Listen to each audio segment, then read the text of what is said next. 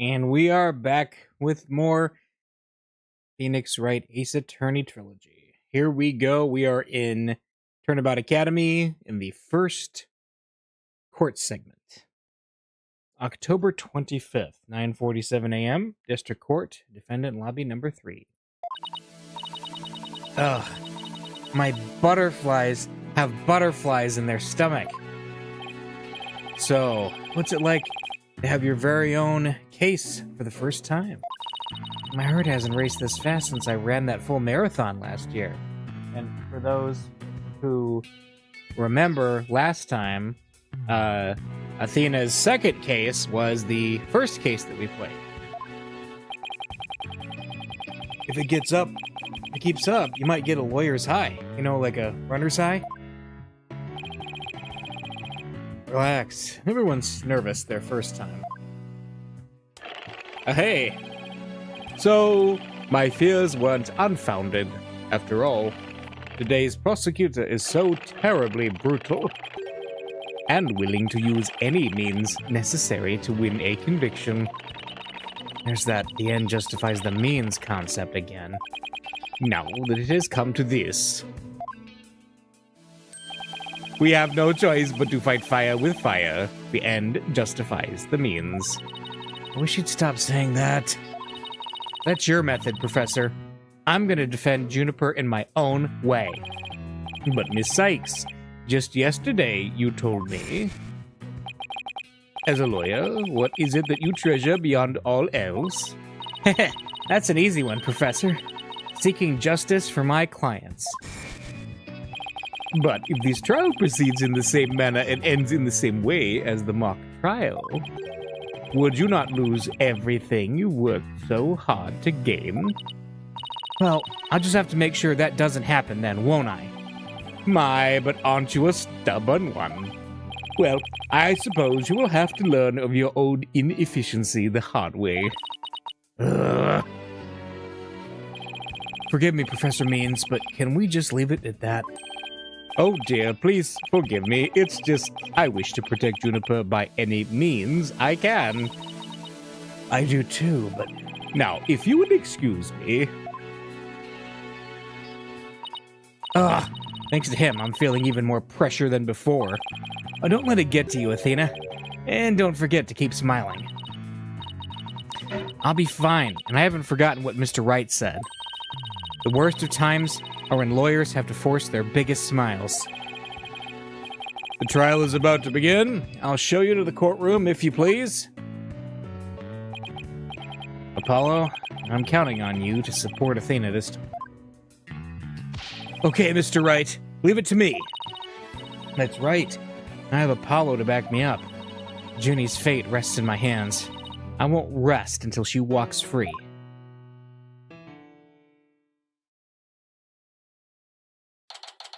October 25th, 10 a.m., District Court, Courtroom number 4.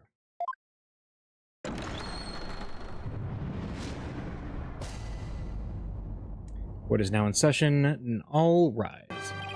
Court is now in session for the trial of Juniper Woods. Athena Sykes, defense team leader, is ready, Your Honor. That didn't sound very confident. You sure you're okay?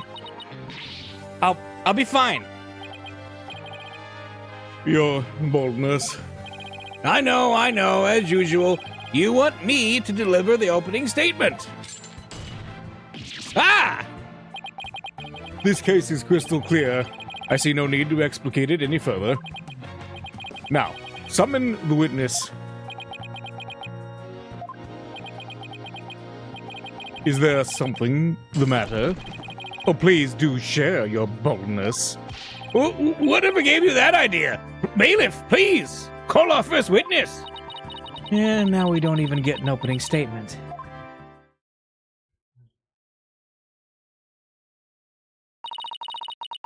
Detective Fulbright. He and Prosecutor Blackwell have become quite the team. Oh, right. The case brief. Leave it to me. Yes, let the detective in charge. Everyone's favorite friend of justice, Explain. What was that just now? It's like he and Blackquill are totally in sync. Well, I don't think they're capable of mind melding, if that's what you're thinking. All right, Detective Fulbright, would you please explain the case to the court? Professor Court's body was discovered on October 24th at approximately 2:30 p.m. She was murdered with this awl I have here. The victim's blood and the defendant's prints were both discovered on it. The awl has been added to the court record.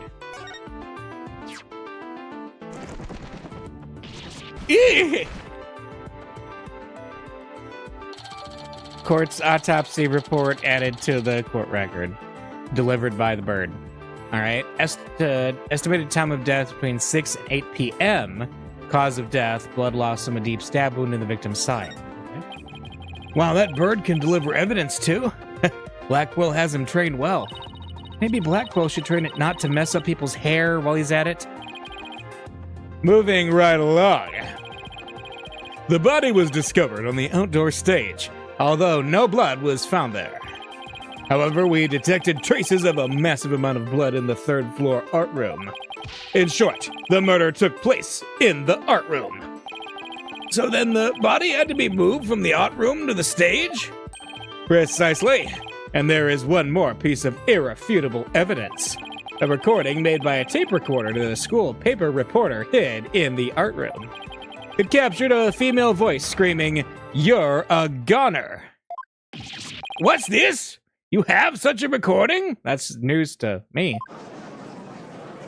But, oh yeah, it's the cardboard box girl. Yeah. It must be from that tape recorder Miriam mentioned. Why is this the first we've heard of a death threat at the moment of the murder? Shh, silence, please. I would like to play the tape for you now.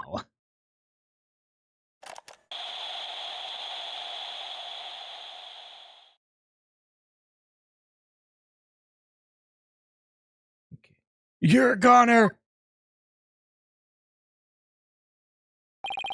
It is quite hard to hear. But the voice does sound female. The tape recorder added to the court record, used by Miriam to secretly record the conversation in the art room. A woman can be heard shouting, "You're a goner."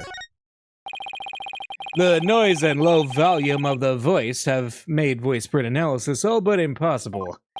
Well, then you haven't identified the voice as belonging to the defendant. Not so fast. After all, voice print analysis isn't everything. The victim was killed at night, then discovered in the afternoon the next day. The question is, when was the body moved? I know. It could have been moved in the middle of the night when no one was around. Sorry, but no. The campus was full of students that morning. However, no one reported seeing a body.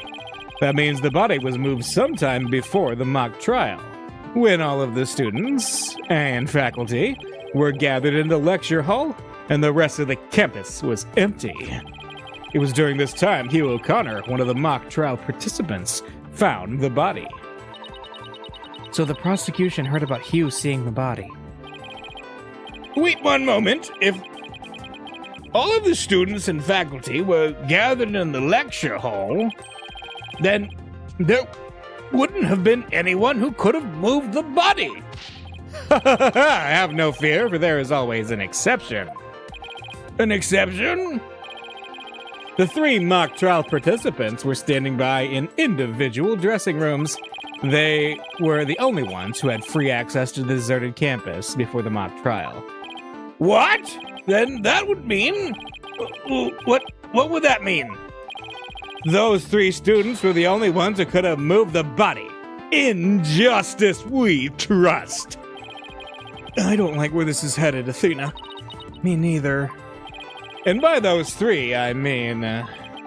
Hugh O'Connor, Robin Newman, and Juniper Woods. I knew it. Please, Detective Fulbright, don't say what I think you're about to say. In justice we trust. I take it everyone understands now. The voice believed to be that of the murderer was female. And out of the 3 people who could have moved the body, just one is a girl. That leaves the defendant, Juniper Woods, as the only possibility. No! Impressive. He has you on the ropes even before any cross-examinations. You could at least pretend to be upset for me. A splendid job, Fulbright. That could not be any clearer. Feel free to anticipate a salary raise next month. I don't do this for the money. It's all about justice. Oh, man. Detective Gumshoe absolutely wrecked there. In justice we trust. Not only a half-wit, but a perennial stick in the mud you are. I guess neither the carrot nor the stick works on Detective Fulbright. Now, bailiff, please bring on next witness to the stand.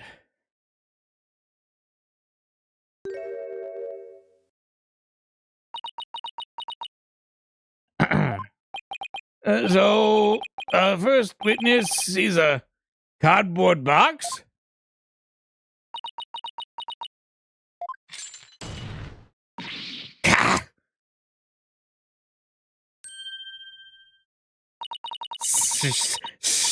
Stealth mode deactivated. Oh my! The box has hands! Smile, Your Honor. What the dickens? I've just had my picture taken. Miriam Scuttlebutt, senior at the Legal Academy. I'm a reporter on the judge course. Juniper's been a bad girl. I'll tell you all about her crimes. Might I ask whether you could come out of that box? How will I get any more scoops if I blow my cover? So the answer is no. After all, covert action is an undercover reporter's bread and butter. But testimony from a faceless witness is highly irregular. A former ninja I met in the clink said that exposing those who work in the shadows is to pass the death sentence upon them. Oh my, I had never thought of it that way. By the way, what are we doing putting ninjas in prison anymore? California ninjas? Oh wait, no. Surf ninjas. There you go. It was one of the surf ninjas. I remember that movie. Very well. If it would spare a life, I'll make a special exception this time. A former ninja in prison? Holy Shinto. How can the judge believe that load of crock? Now your testimony, please. Oh, but take care not to reveal your face.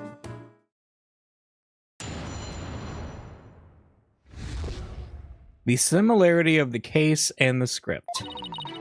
The murder happened exactly like Juniper's mock trial script.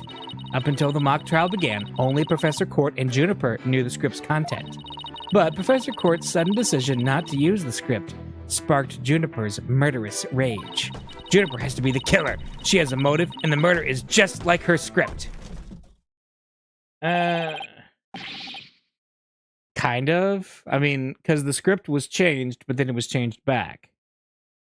Also, we know Robin saw the script too. I don't know if we're ready to walk straight down that course of thought, but Robin did say that the tracksuit was the wrong color. The murder is just like her script? Could such a thing be true? Compare her script with the murder case and crime scene photos. Then you'll see. This is so simple.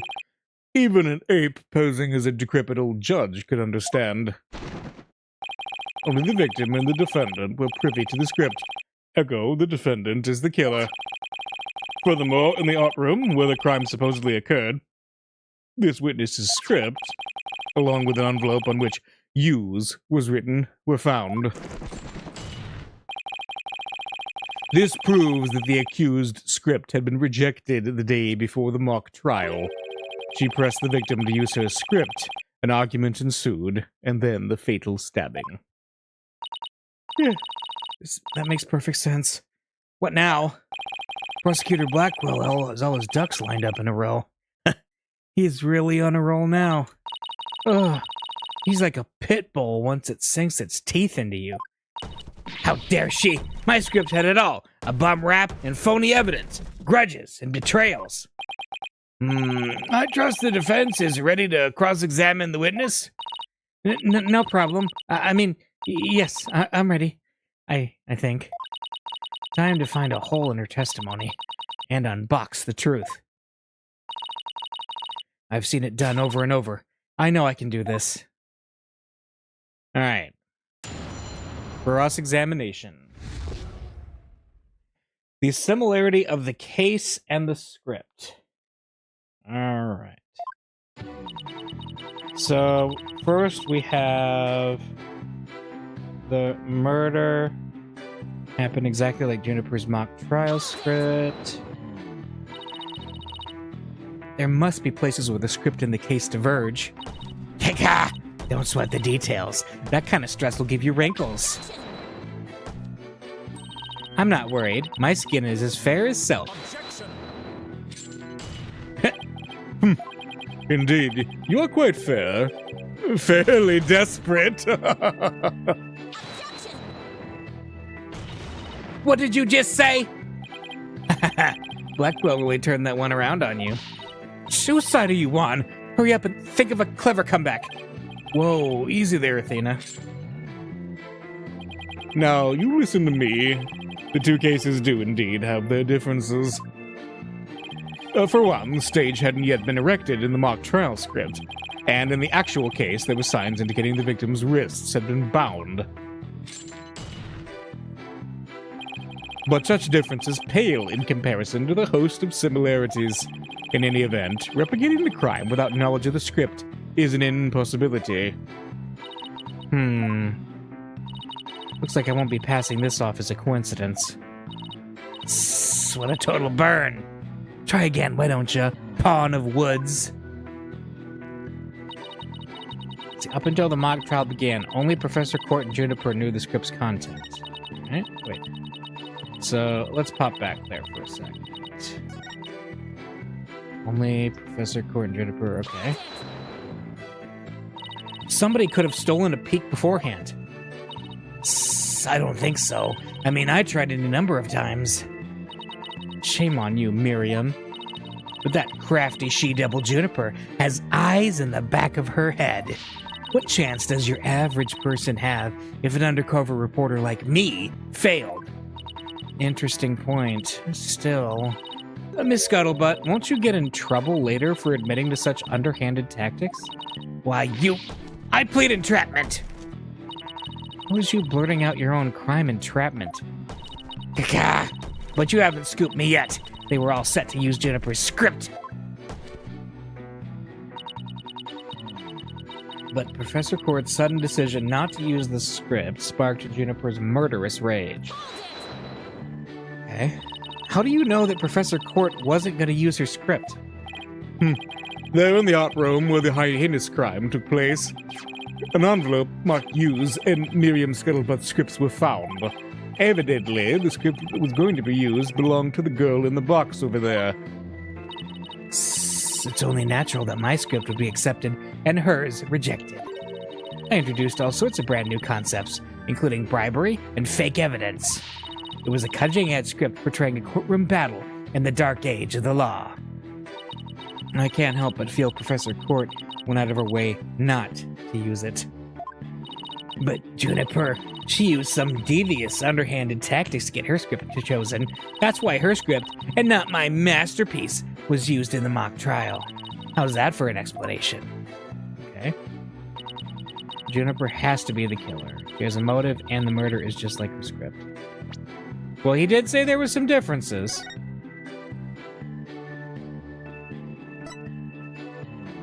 Also, wait, where's the body was dropped? The murder weapon was all the arrow was inserted as a ruse. The actual murder scene was the art room. Okay. Victim's outfit would be a red one. That's the difference. It was a red outfit versus a green outfit. I think that might be what we get to press, but let's just Keep going. Anyone who saw the mock trial could have recreated the crime. After they saw the mock trial, they could have easily staged the body just like the script.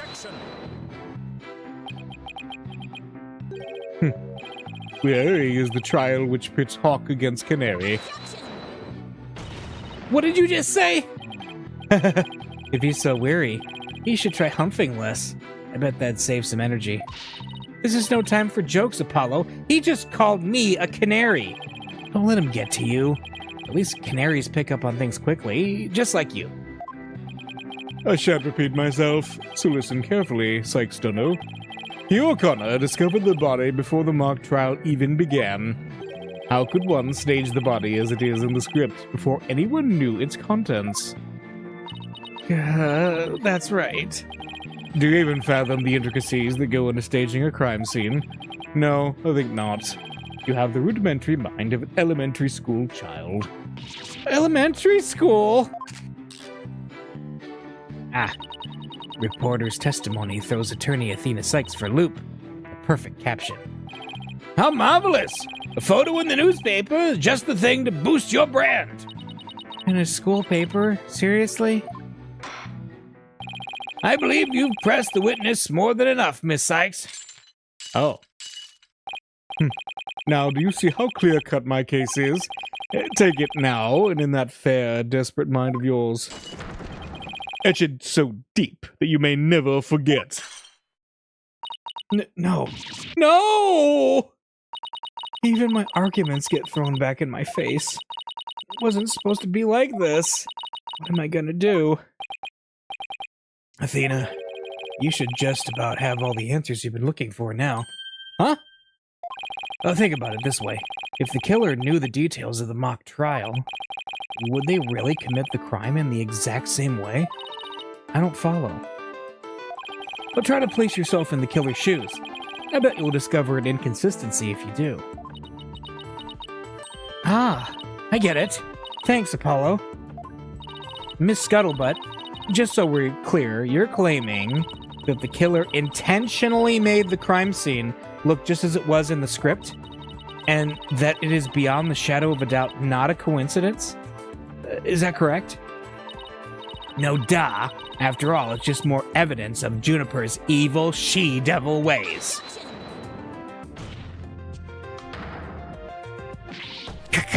What did I say? What did I say? Our client made the crime scene look just like the script. Something known only to her.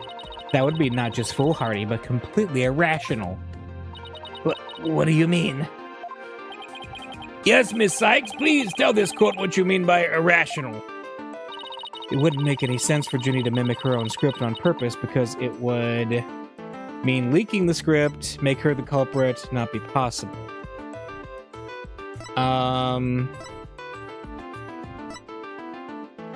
Let's see. I mean, it seems really, really obvious to say that she wouldn't use it because it would make her obviously the culprit. Because the only other person who would know about it would be the murder victim.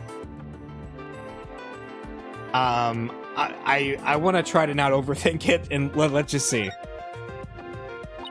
The murder scene was the same as it was in the mock trial script. That, in and of itself, is irrational. What's wrong with them being the same? Yes, Miss Sykes. Care to explain what you mean? Okay, let's say for argument's sake that Miss Woods is the killer. If so, then what reason would she have to intentionally make the actual murder mimic her own script? That's easy. She was admitting that she was the... Ah! That's right. If she had really done that, it would have been like proclaiming to the world that she was the killer. So what we actually have here is evidence of someone trying to frame our client.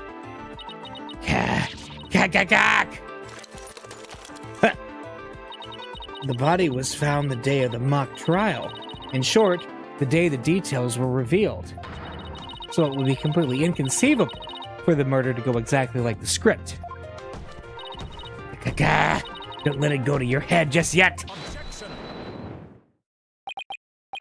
It would seem Justice Dono's comrade in arms has finally drawn her sword. However... The blade is dull, and it shall remain so until you master its use. Enough with the stupid sword metaphors already. There is a perfectly good reason for the inconsistency of which you speak. Reason? What reason? Must I spell out everything? You are what people today call high maintenance. I love that his theme song kicks in right there. The accused had intended to stop the mock trial, and in that event, nary a soul would have been the wiser to the similarities of the case and script. No, the mock trial was only stopped after the body was accidentally discovered. Our witness here had also discovered the body. In fact, she was led to our dearly departed professor by the accused herself. What? Miss Scuttlebutt saw the body too? Precisely. And with the discovery of the body, the mock trial ought to have been cancelled. Wait, so you didn't call the police? Nope, I kept it secret from my big scoop. You can't do that!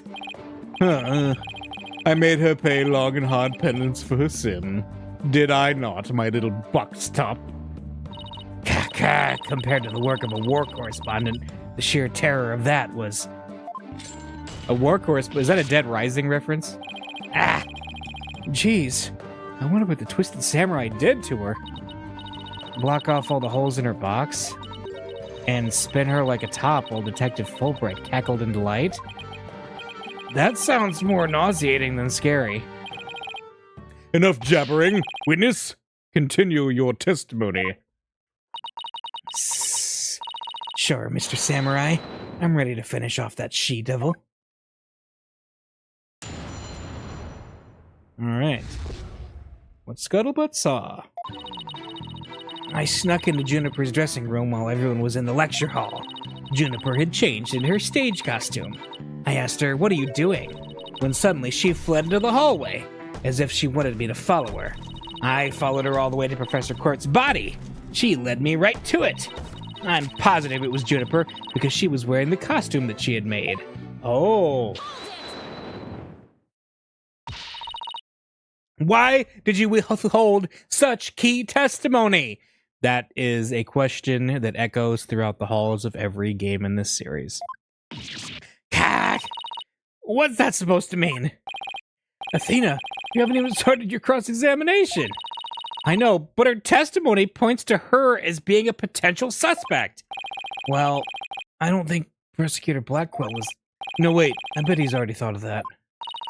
The witness left the lecture hall to sneak into Miss Wood's room before the mock trial. That means she, too, could have moved the victim's body. Ka! The prosecution's claim no longer has any ground to stand on. Help! No. No need to ruffle your own feathers, so. When you squeak like a little brat, it agitates Taka. Do you want him to peck your eyes out? No, thanks. You listen here. The witness has a perfectly good alibi. Oh, yeah, I do. Around the estimated time of death, I was at undercover reporter class. It's right near my home. Undercover reporter class? The proverbial rug has been pulled from under you. The witness could not be the killer. The defense must look before leaping, or at least make sure the rug's secured to the floor. I tried to warn you. Oh. Well, there ends the cross-examination. Let's allow the witness to step down. Huh? No, wait a minute. The defense has no right to cross-examine the witness after that little spectacle. For whatever a man is sowing, this he will also reap. Why can't he say you reap what you sow? Very well. If the cross-examination is over, I suppose the witness can go home. Perhaps spend some time in her lovely box and recover from today's stressful events.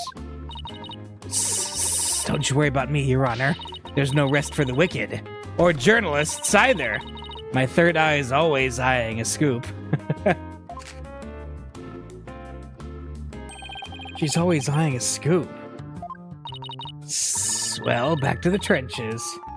Bye-bye. But she repeats herself, yes. Can we... I was gonna say... Not so fast, Miss Scuttlebutt. Apollo, there's just one thing I'd like to ask. Did you take a picture of the victim's body? And if not, why not? That is... No, I didn't take one. Well, that's strange. Why wouldn't you take a picture if you're always eyeing a scoop? Cack. Did you or didn't you really see the victim's body? Cack. It's not like I, actually saw it, but... What the devil? Did you hear that, Your Honor? The witness didn't actually see the body. That completely overturns the prosecution's claim that the witness was led to it. Justice Dodo! You dare bear steal at me again? Nice try, boy wonder. So what if I didn't see the body? The fact remains that Juniper led me there. Feast your eyes on this! What exactly am I looking at here? It's a crucial moment forever frozen in time by my third eye. A photo clearly showing Juniper Woods. Clearly? Gag! Why did you not tell me of this? It's a shocking scoop I was saving for just the right moment. And that would be now, right here in court. Surprise! Cack! What did I do? All journalists keep their scoop secret until the right moment. She's pretty brave hiding it from Blackquill like that. We're pretty stupid. Well, this is an unexpected turn. Athena, about this picture. See how it only shows the back of the subject? Ah, so then... Right. Who knows whether this photo shows Juniper in the first place? A completely irrelevant point. What is relevant here is... there was someone who did try to lead the witness to the body. Take a gander at this, the route by which the accused escaped. The witness persuaded the accused this way after she fled the dressing room.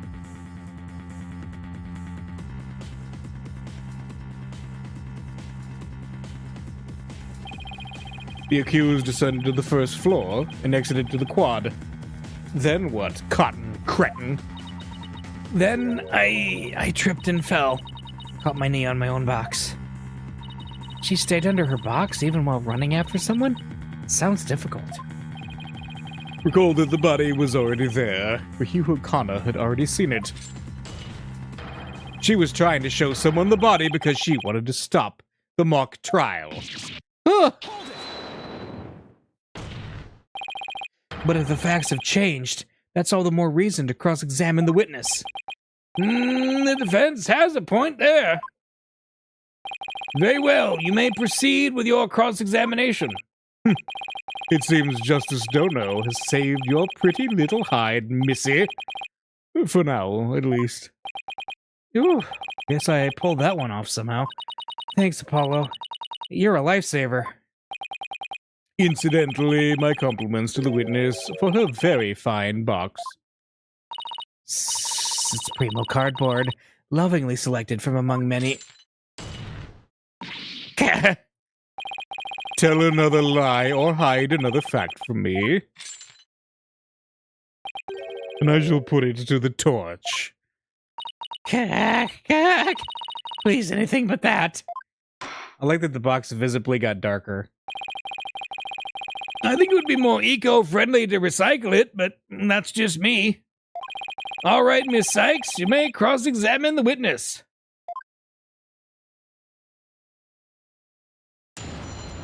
All right. What Scuttlebutt saw.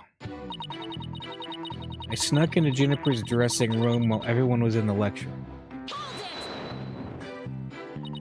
You said you snuck in, but why would you do something like that?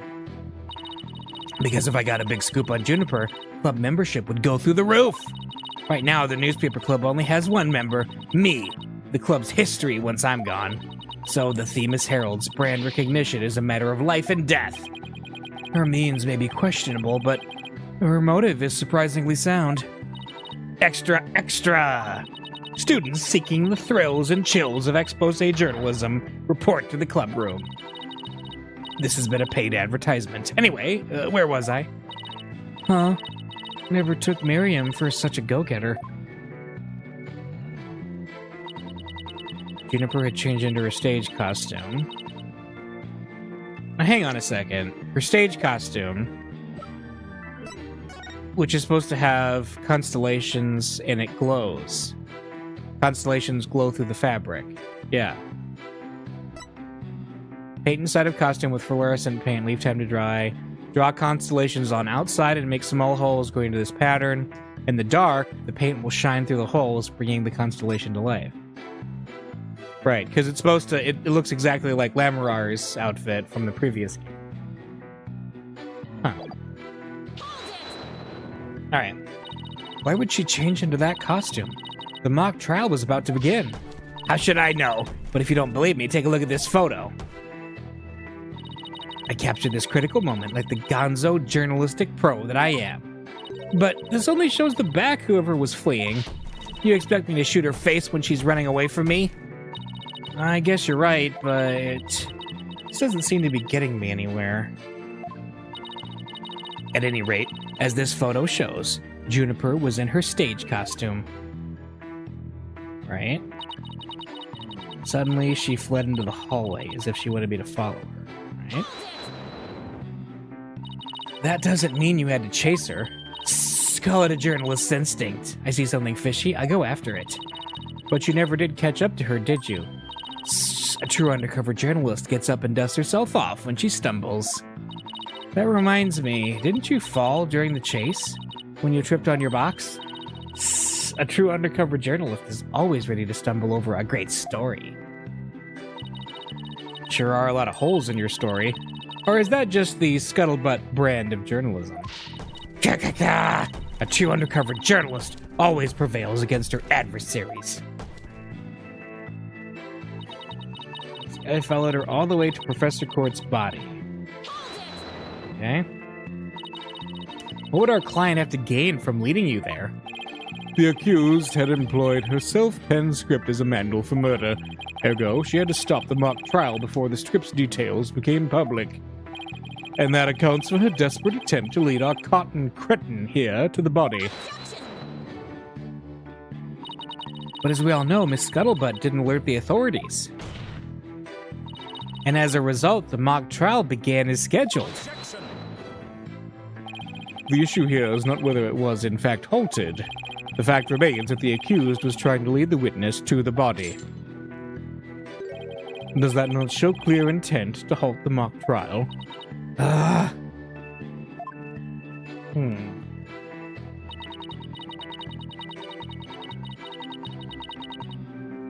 positive it was Juniper because she was wearing the costume that she had made.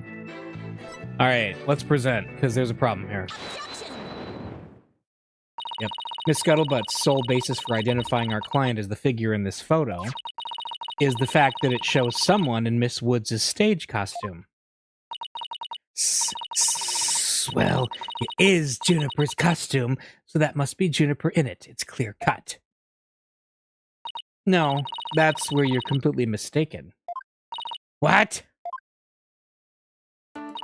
This is a design drawing of our client's stage costume. Oh my! What a wonderful creation! The constellations are extraordinary! I'm glad you noticed, because those stars are precisely what's important here. In the drawing, there were constellations all over the outside of the costume. But there's not a single star on the costume in the photo. Oh, then that means, what exactly? Your Honor, there were no other blue costumes at the scene.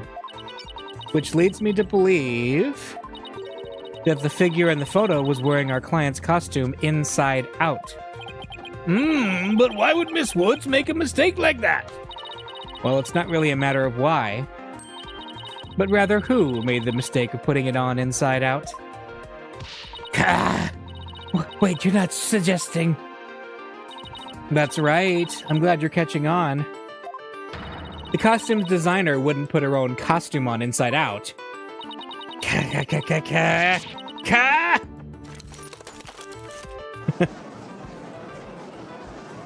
All of her stationery in there. Sorry, Miss Scuttlebutt, but doesn't believing you had a scoop when you really didn't make you a failure as a reporter. Failure as a reporter?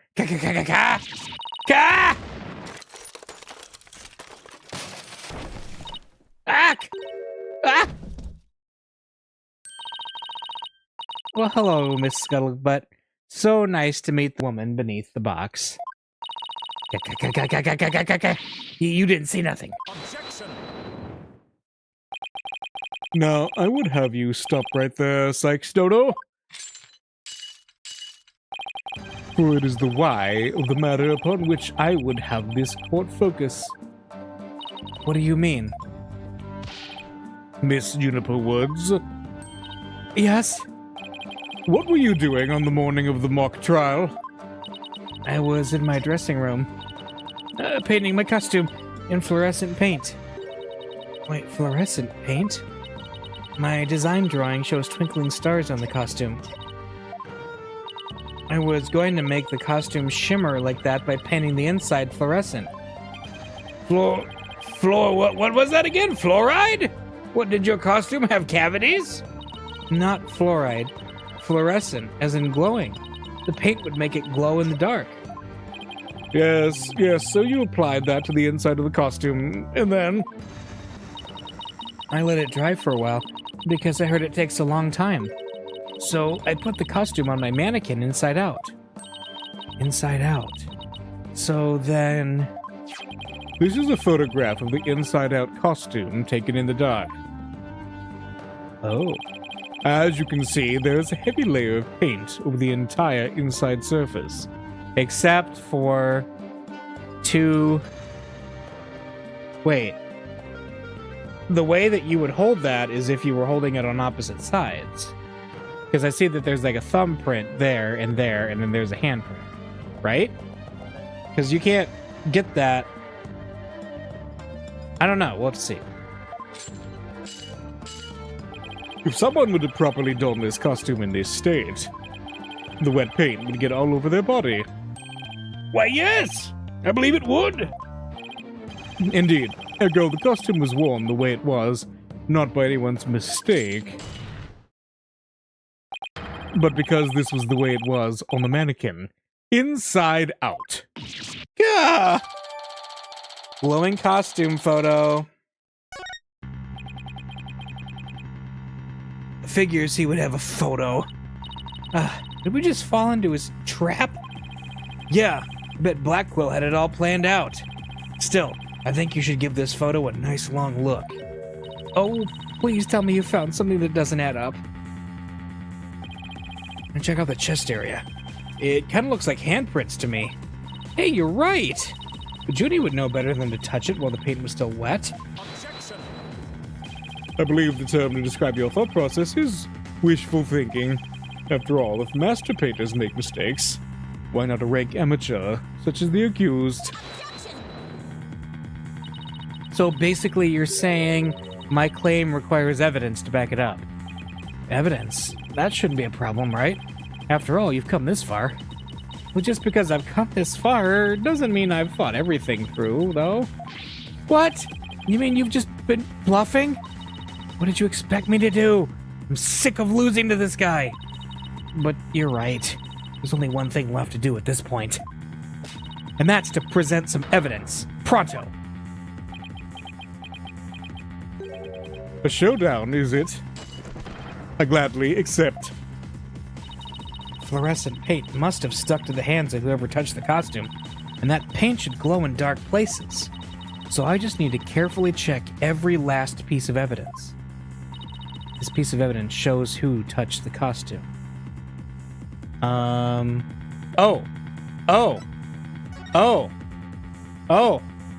Wait.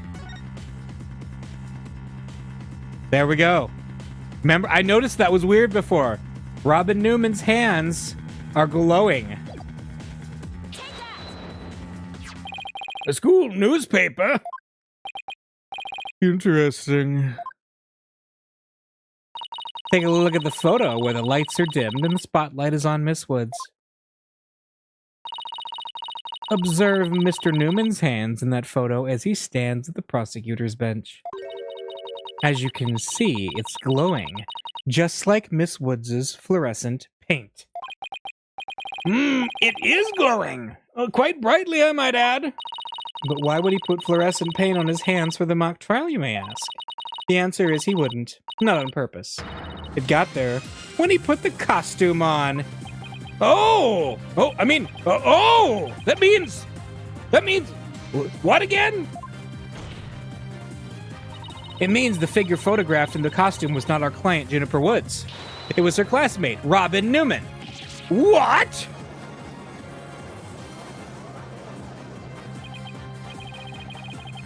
To think you were actually able to prove that. Well, you never know what's going to happen next. That's the thrill of the courtroom. So then... Does that mean that Robin is our man? Well, that's certainly how it looks. Very well. Robin Newman it is. He is here in the gallery, I trust. Show yourself. I challenge you to a duel.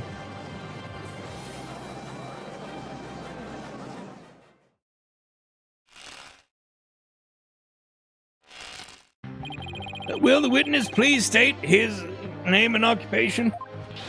I'm Robin Newman! I want to become a great artist. I practice day and night. Yeah! No, that's not it. Art's gotta be sincere. Man! So, for occupation, should we put down budding artist? No! Themis Legal Academy Senior Prosecutor Course! This brace is proof of my masculinity. I've been training to be a prosecutor for 18 years. I assume you'll be cleaning up the pottery you smashed before you leave today. Oh man!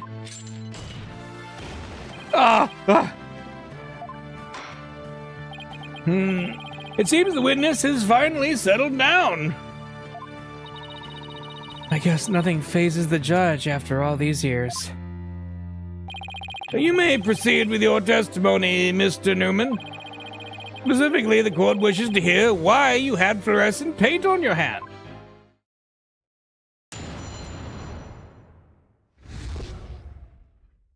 Why I touched the costume. I want to see Juniper in her dressing room, but she wasn't there. When I walked by that frilly costume, I was like, whoa! The mannequin it was on, it was about to fall on me. I got that paint on me when I caught it, but I never put it on. That's just stupid! Again. Your Honor, I recommend a short therapy session for the witness. Well, Mr. Newman does seem particularly agitated, but... No!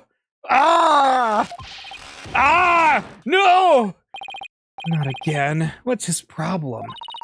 I sensed at the moment Robin took the stand. The discord in his heart. Oh, so you think he might be hiding something? Probably. You ready, Mr. Newman? Let's see what the mood matrix can do for you.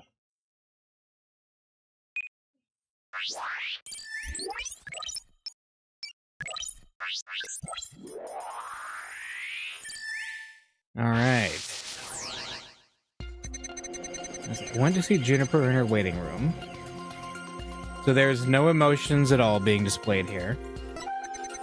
But she wasn't there. Surprise. Got it. When I walked by that frilly costume, I was like, whoa. Very happy about it.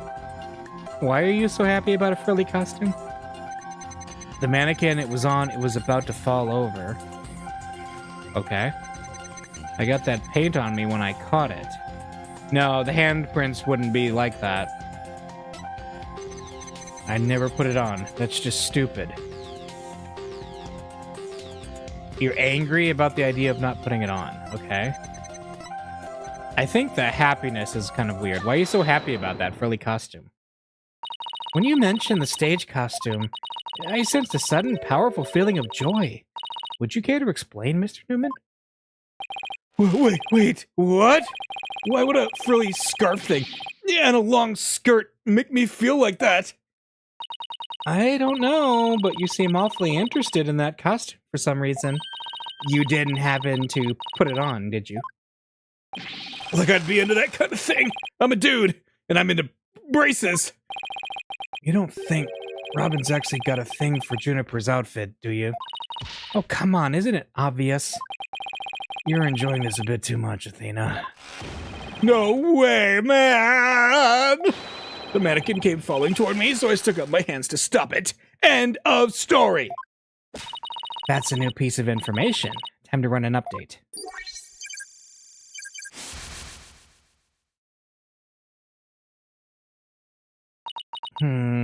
Even after that update, something just doesn't feel right here. Yeah, the handprints are wrong. Do I have anything that could prove his statement contradicts what really happened? Well, yeah, the picture. The handprints are wrong. In conclusion, the witness is Buffalo Bill. Yeah. You said the mannequin came falling towards you, so you stuck your hands out to stop it. If so, then the fingers of your hands would have been pointing outward like this. But that's not what the handprints show. In fact, this looks more like just your thumbs and the base of your palms. Why in the world would I leave such weird handprints? You know why. You left them when you went to adjust the scarf after putting it on. Just like the model in this drawing. Whoa! Why don't you just admit it, Mr. Newman? You did put the stage costume on, didn't you? And you really do like Miss Woods' clothes, don't you? Fine, I admit to putting on the costume. But I don't like girly clothes, man! Noise level down to 90%. Yes, new information to plug in. Time for another update. I snuck in knowing the costume was in there. Okay. My heart was pounding even though I'm a guy. Ha! That's an odd thing to say. Why are you sad about that statement? Why are you sad about that? There, another emotion that doesn't fit. So what? You're really starting to get on my nerves, man! Mr. Newman, you got excited when you put that costume on, but you also felt sad. Who cares if I felt sad? It's no big deal! Okay, Mr. Newman, out with it. Why did you feel sad? You're hiding something, aren't you? Oh, no! You're not fooling anyone anymore. Now tell us why you were sad. Okay, fine! If you're gonna be that way, I'll tell you. The reason I felt sad is... no matter how much I dress up, I'll never be as pretty as Juniper. Well, no offense, but his habit of shouting at the top of his lungs doesn't exactly help. No, that's not it! I totally own those girly clothes. I should have been pretty. But there's something that keeps getting in my way. Wow, that's a whole lot of anger and raw emotion right there. His heart's crying out in pain. His emotions are out of control. Out of control emotions. We saw those during the Ninetales Vale incident. So all I have to do is find the source of his uncontrollable anger, right? Right. Help me look for a conflict between his statement and the images that we see. If we can find that, we can wrestle him away from whatever is tormenting him. Mr. Newman said that there's something getting in the way of him being pretty. Something that doesn't go with girly clothes, but what could it be? Fine, I'll testify, man! Alright, 85%. Man, we're not doing much with the noise. Alright. Knowing the costume was in there.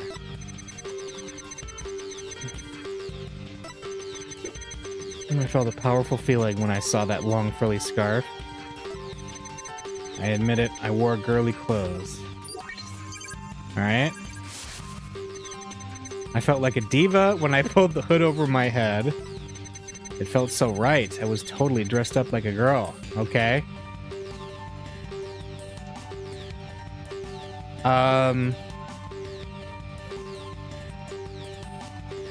Is this the source? Newman... The brace. It's the brace. Mr. Newman, you feel a great deal of anger toward your brace, don't you? Is that what you feel is holding you back from being as pretty as you think you should be? Huh? What? Mr. Newman, the truth is, you really want to take that brace off, don't you? No way, man.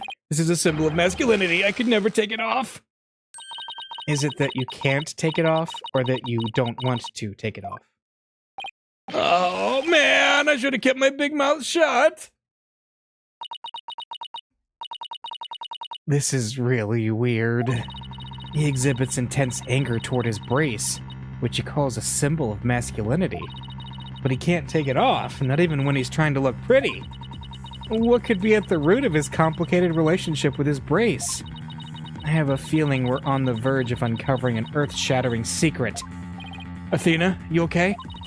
It seems Robin is still hiding a secret, a big one. Bigger than the fact that he's secretly jealous of Juniper's looks? Yes, at least I think so. Huh? No, it can't be. I just thought of something, but it's totally insane. Mr. Newman? What? I'm onto your little secret, and if I'm correct, it's not very little at all. It's huge! This sounds completely insane, but it's the only possibility left. Yeah, you are actually a girl. Mr. Newman, or should I say, Miss Newman, you are and always have been a girl. What? Have you lost the plot, Athena? No, I'm completely serious. I don't have any direct evidence, but that's what Robin's heart is shouting out loud and clear. I still think you've totally lost it. I mean, Robin reeks of testosterone. How could he possibly be a she? I, for one, have never seen a girl who shouts like a maniac all the time. Oh. I've seen plenty of witnesses in my day, but if he's a she, then she's the most convincing actress I have ever encountered. Therefore, let me pronounce my verdict. Robin Newman is without question a man.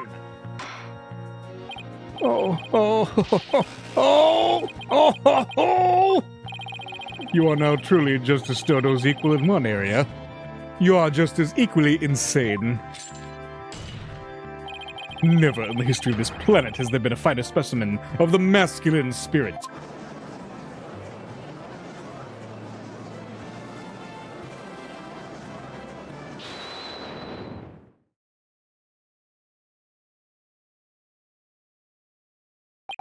Oh. Ah!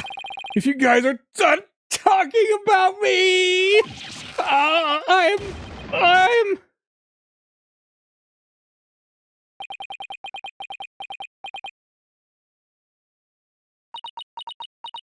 It's quiet.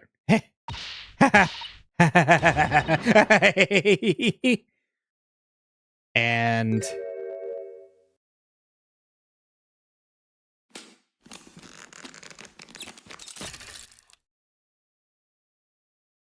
there goes the brace. Oh! The brace! It's...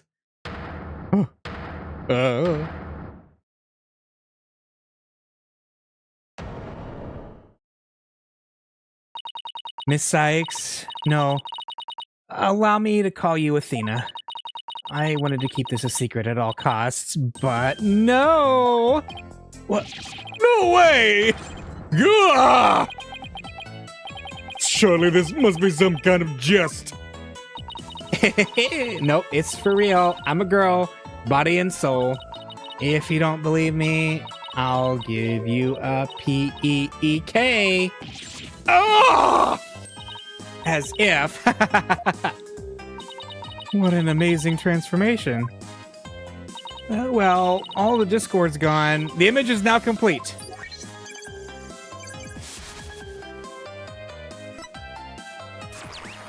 Okay. Bye-bye. Yeah. I was raised as a boy since I was little, and I studied law just as my parents wanted. But now this living lie that had to be pinned to the ground. It's been blown to smithereens by you, Athena! Now I can stop pretending I want to be a prosecutor. I'm gonna be an artist. Yay! Order! Order! What a shocking development! He really did turn out to be a she. Why is everyone looking at me like that? I feel like a movie star or something. But no paparazzi, please. I value my privacy. O-K-A-Y. Rah! No pixel, you'll regret it, man! Am I just imagining things, or is Robin even more hyper now than when she was a he? I don't know. Maybe it's because she finally got her troubles off her chest? Like, literally? This is all well and good, but does he being a she actually change anything? Well, the fact that the witness is actually a girl does change things. Because there is now a piece of evidence that we must reevaluate. Very well. Let's see what the defense has for us now. What piece of evidence must we consider now that we know that the witness is a girl?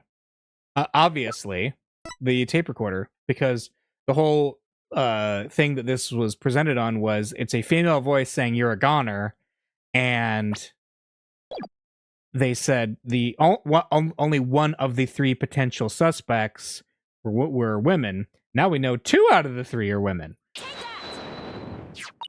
This is what I'd like the court to reconsider. Oh, the tape recorder, the one that recorded the threat. You're a goner. That's right. And we have already established that it's a female voice in the recording. Of all the students who could have moved the body before the mock trial was to start, at least 2 out of the 3 are women. Yes. At least 2 out of the 3 are women. Our client was the only female if you exclude Miss Scuttlebutt because of her alibi. And that is why the tape recorder made our client the prime suspect. So then... That's right. The witness just revealed that she's a girl. Therefore, if we are using the voice in this recording as the basis for hurling accusations, this witness must be labeled a suspect too. Oh no! Wow, talk about a sudden turn of events. You've done it. You found a hole in one of the prosecution's key pieces of evidence. Yeah, but wow, that was a lot of work for a single one. Not so hasty now. You're forgetting that only one person here was privy to the script. Ergo, Miss Juniper Woods is still the prime suspect. But Miss Newman hid the fact that she was a girl, both at the crime scene and in court. I'd say that puts her in camp suspicious.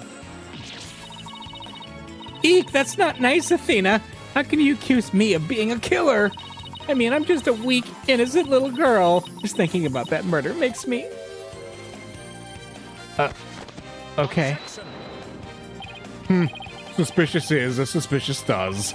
Undoubtedly, the witness does have some sort of connection to this crime. Perhaps our newfound lady is merely feigning ignorance. We can surmise that she lent support to the principal offender, Juniper Woods. By leading Miss Scuttlebutt to the body, that would make her an accessory to the crime. How can you say that? I'm not an accessory to any crime, Mr. Birdman. Birdman? In any event, with the witness as an accessory, it explains quite a bit, does it not? Aha! You made it all make sense somehow. And he'll keep accusing Junie unless we can show someone else knew the script's details. But how could someone have gotten their hands on that kind of info? The only way they could have known what was in the script was if they... Heard it from Junie, saw the mock trial, or had penned the script. The only way they could have known, they had to have heard it from her because it was her script. Sorry, Junie, but you're not gonna like this. Our client may have leaked the script's details to someone. What the devil? And I know I shouldn't have, but I revised the script to favor the prosecution, but Professor Court noticed it immediately and changed it back. Miss Woods did not want Hugh O'Connor to win the mock trial. That's why I believe she leaked the details to the witness, Robin Newman. I get it. If Robin won, he wouldn't be able to confess to Juniper. Right. Athena was probably trying to keep their friendship from becoming awkward. For Junie, yeah. How could you, Athena?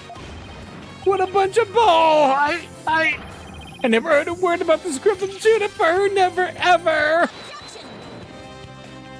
You sure? Can you look me in the eye and swear you didn't? B.A.D. Athena! You don't have any evidence! And she faints again. Okay, there we go. Actually, we might have just the thing. Really? Yeah, one of Robin's lines I read when we were reenacting the mock trial. Yep, I know. Here's a shot of the crime scene. Ironically, it's Professor Court who posed as the corpse. Hair Forehead, how did the mock trial participants react to this photo? Mr. Newman was surprised by what Professor Court was wearing. Robin said, oh, the green sweatsuit. C-S-U-R-E. I might have said that, but so what? Well, think of it this way, Athena. Which way exactly? If I told you that I'd be wearing a blue suit today, but then showed up wearing what I've got on now, what would you say? The red suit. I think I've got it. Your Honor, we have evidence proving that Miss Newman knew the contents of the script. The defense moves to present said evidence to the court. Very well, Miss Sykes, present away. This evidence proves that Miss Newman had prior knowledge of the script's contents. Is it the script? Yeah, because the script says that she was supposed to be wearing a red suit. Yeah. The mock trial script? Miss Newman, during the mock trial, you were shown a photo of the victim's body. And reportedly, you reacted by saying, oh, the green sweatsuit. Oh, yes, I said that. What's your point? You seem to have some issue with the green sweatsuit, and I think I know why. The proof is in the script, specifically on the Things to Prepare page. Sweatsuit, victim's outfit will be a red one from the prosecutor course. Ah! You were surprised because the sweatsuit in the photo was green. But if you didn't know about the script's content, then that shouldn't have surprised you. No! I thought we were friends, Athena. How could I have been so blind? In light of her privileged knowledge, I move to declare Miss Newman a suspect, Your Honor. You what?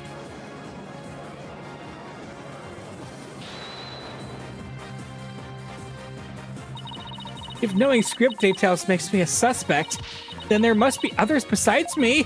I mean, someone else could have also seen Professor Court's note. Note? What note?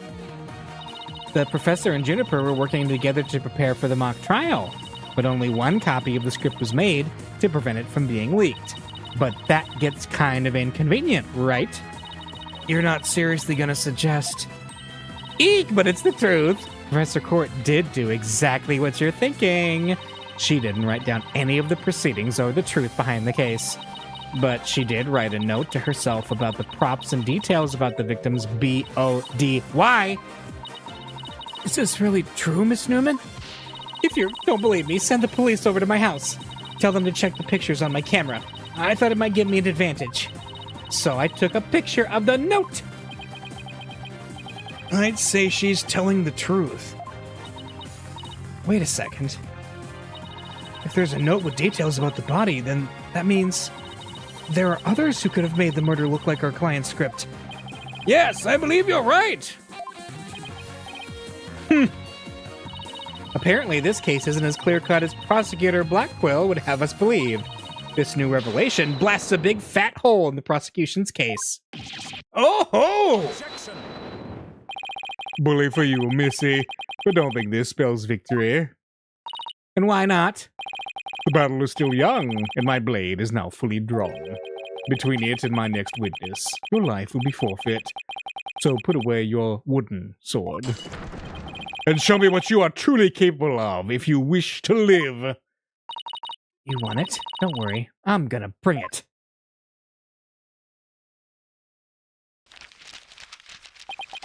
Ah, Hugh O'Connor.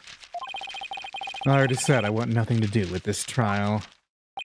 Oh, juvenile, it is not a matter of what you want, for you will cooperate, Hugh O'Connor.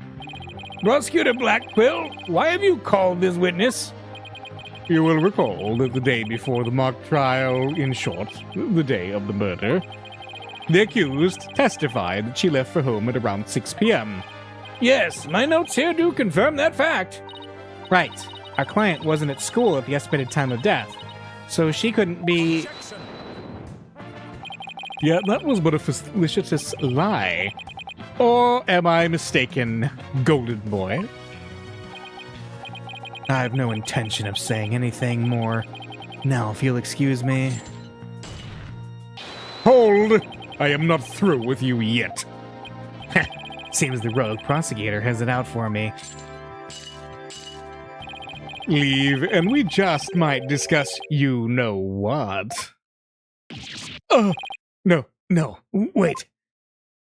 One little statement and Mr. Cool loses it? What's that all about? I changed my mind. I'll stay and testify. Are you sure, Mr. O'Connor? Heh, the word of a genius is as good as gold. Let's get on with this. Hugh O'Connor, a senior at Themis Legal Academy lawyer course. How's that? Just fine. Your testimony then, if you please.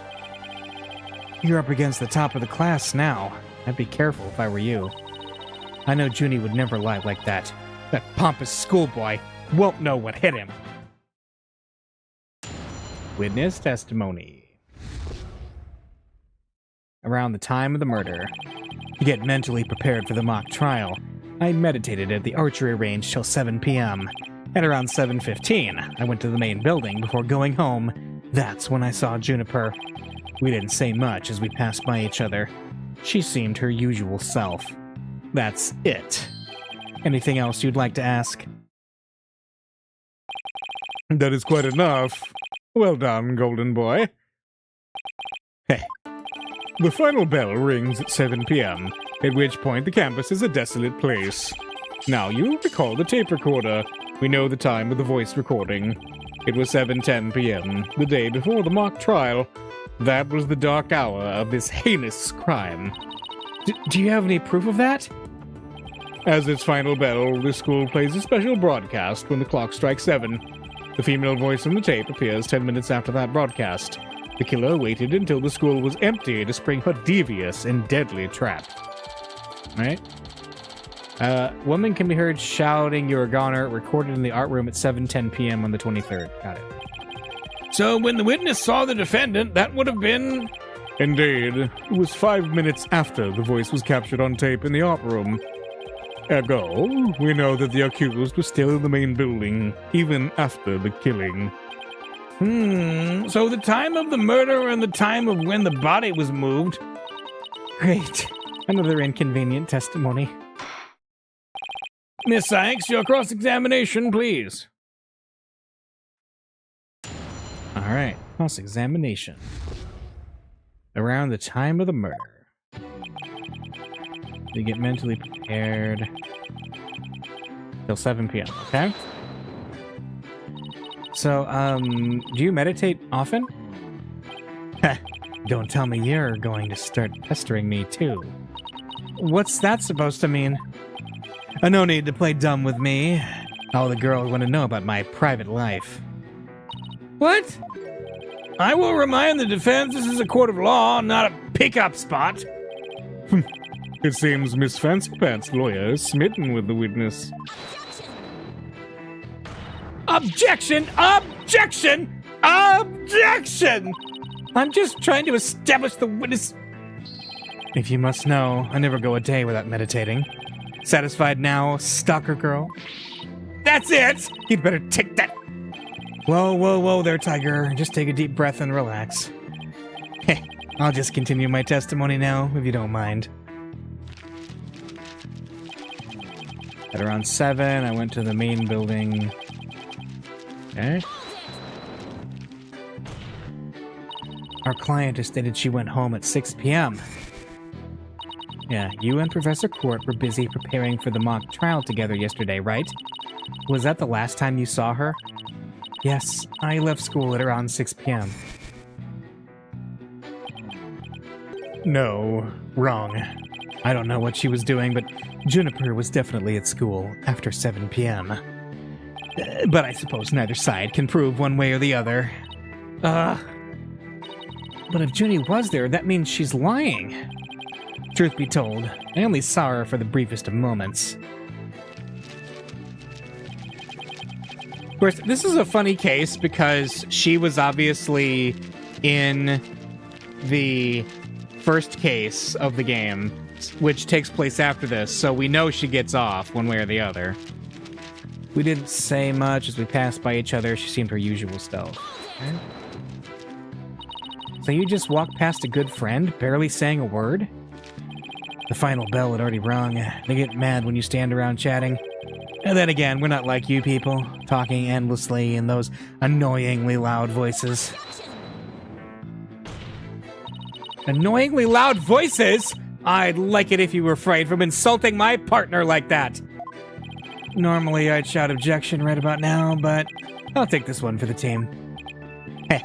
Anyway, I think that's about all I have to say. That's it. Anything else you'd like to ask? All right, I'll take you up on your kind offer. I expected as much, so go ahead, ask away. Mr. O'Connor, I want to ask you, why did you stay past the last bell? How did you prep for the mock trial? Did you go to the art room? Okay, let's think about these questions. Did you go to the art room? Seems like a good question to ask him. We don't know if he's going to tell the truth or not, but that is a good question, I think. Why did you stay past the last bell? That might be a potentially good question. The third one, though, how did you prep for the mock trial? I don't feel like that one has a lot of value because he just explained that he was meditating. So, one of these two seems good. But, between... Woman can be heard shouting, "You're a goner," recorded in the art room at 17. Huh. Let's ask him if he went to the art room. Because I'm wondering about this. Did you stop by the art room, or as it's now known, the scene of the crime? No, I didn't. Can you prove it? As much as I'd like to say I could, I can't. But let me ask you, can you prove that I did? As much as I'd like to say I could, I can't. But I will ask, how often do you visit there? Hardly ever. There's no reason for me to be there anyway. There's no reason for you to be there? Is there an echo in here? If something's bothering you, I'll just add it to my testimony. I'll consider it. Thank you for noticing. Let's add your statement to your testimony. So what he's saying, oh, let me add, I never went to the art room. There was no reason for me to be there. Hang on a second. No reason for him to be there.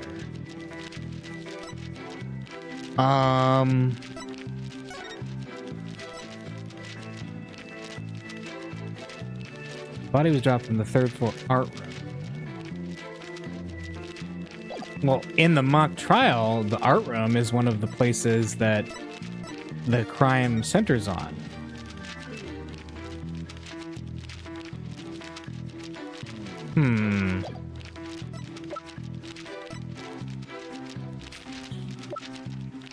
Let me think about this. Let's see. So we got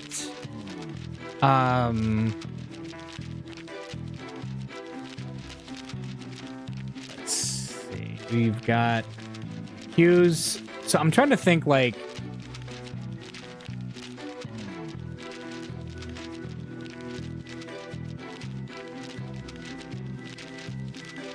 let's look at the let's see. Arrow, Themis Herald. I mean, that's kind of more about the day of. We know the stage costume, the owl. It has Junie's fingerprints on it.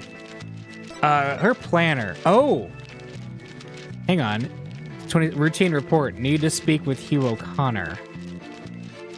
Meet with Hugh about that report yesterday. Important.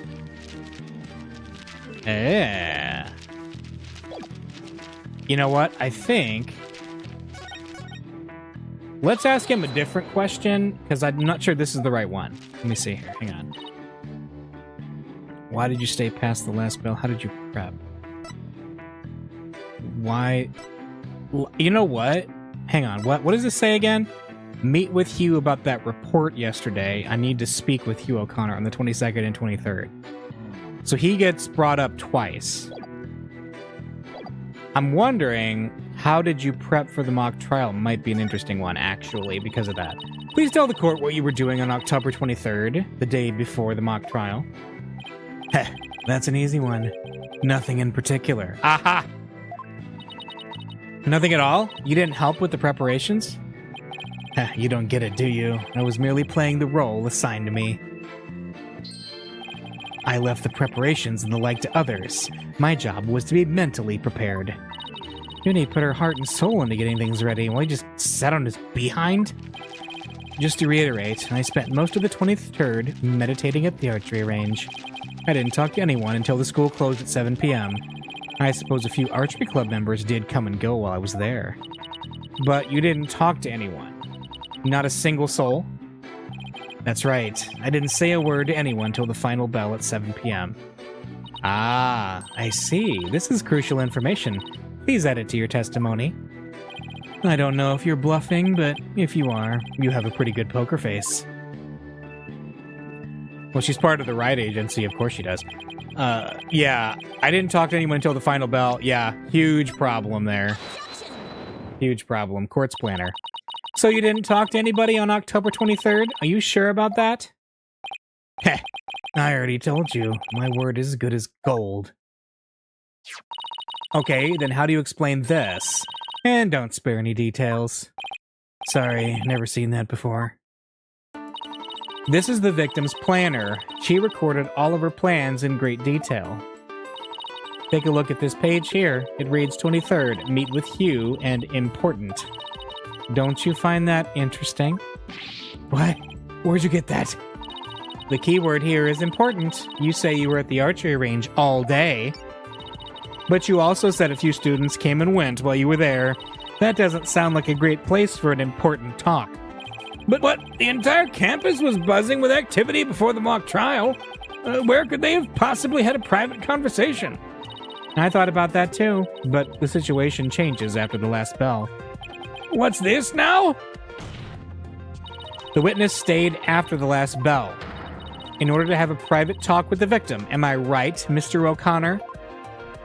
This is insane. Must we go through this yet again?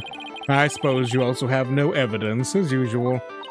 No, I don't have any direct evidence. However, the witness was meditating until after the last bell, and he attempted to conceal his private meeting with the victim. First, Robin, now me. Who are you going to accuse next? You're just another unscrupulous attorney looking to get ahead. Don't let him get to you.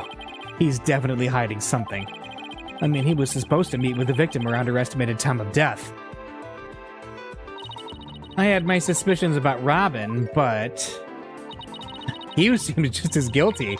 These three are the only possible suspects, after all. Haha, we've replaced the sinister murder picture. Mr. O'Connor, answer me this. Did you meet with Professor Court that day?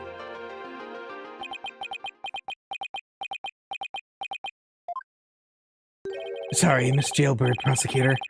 I don't mean to steal your thunder, but I have something to say. If it will save me some trouble, then by all means, speak away. If you would recall, Miss Sykes, the voice on the tape recorder was female. Knowing that, I'd like you to explain how I could possibly be a suspect. Oh, he has a point. Impressive. Golden Boy here does shine gold indeed. Care to take the reins? You're more than capable of prosecuting this case. Sorry, but I'm studying to be a lawyer. What a pity to think such a genius is to be wasted on mere lawyering. Yes, you definitely don't need a law degree to be a prosecutor. Though I don't know. Maybe that's true. At last, your moment is here, Sykes Dono. Time to refute Golden Boy's statement. And prove that you're the young prodigy worthy of the badge on your lapel.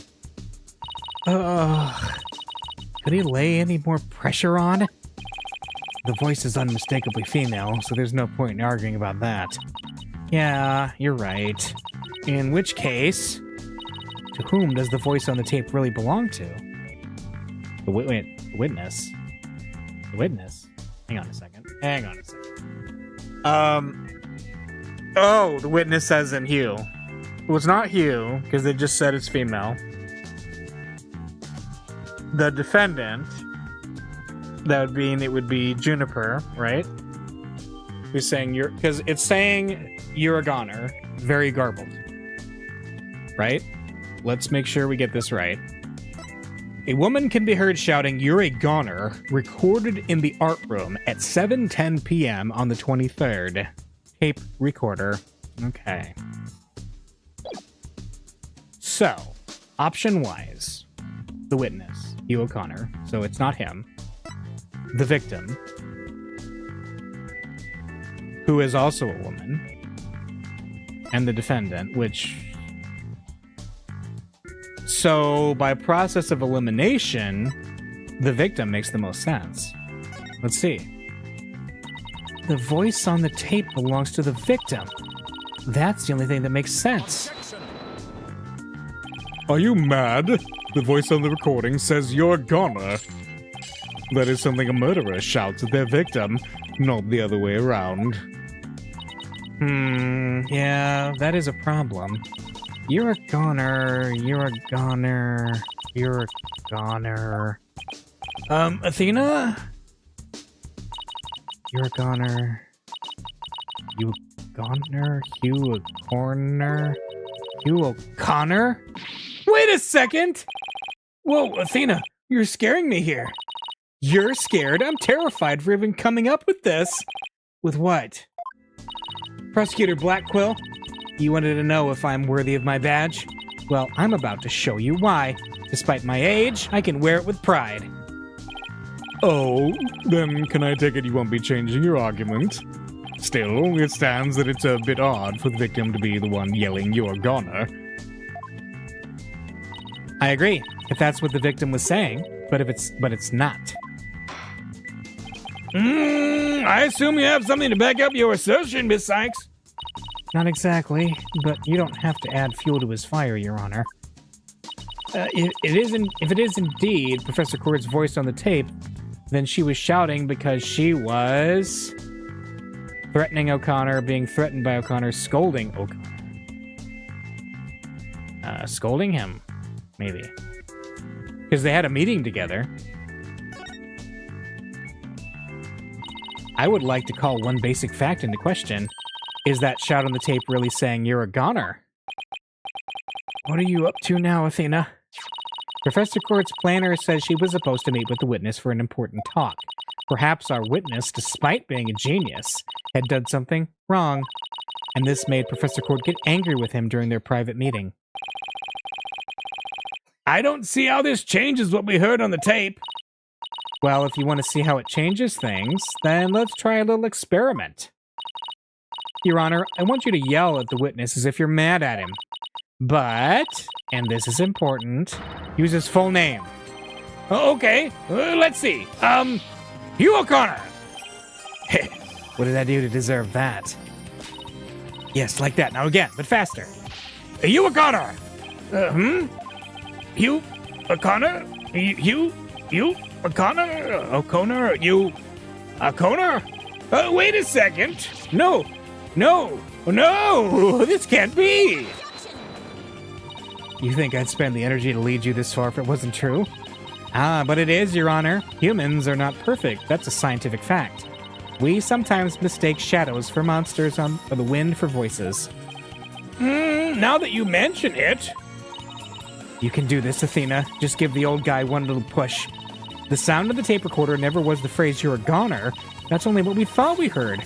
And in fact, it was the witness getting yelled at. The court will know that this is different from the selective hearing men are so good at. I think you're right, but what was that last part again? Never mind. The important thing is that the voice that was recorded isn't our client's. And since it was the victim scolding the witness, he must now join the list of suspects. Oh! I had thought that testimony would suffice, but it seems it has come to this. I will not allow such fallacious scribbles to upend this case. The prosecution has one final piece of evidence to present to the court. Evidence? What's he going to pull out now? Feast your eyes on this photo, and let me see that insolent look vanish from within them.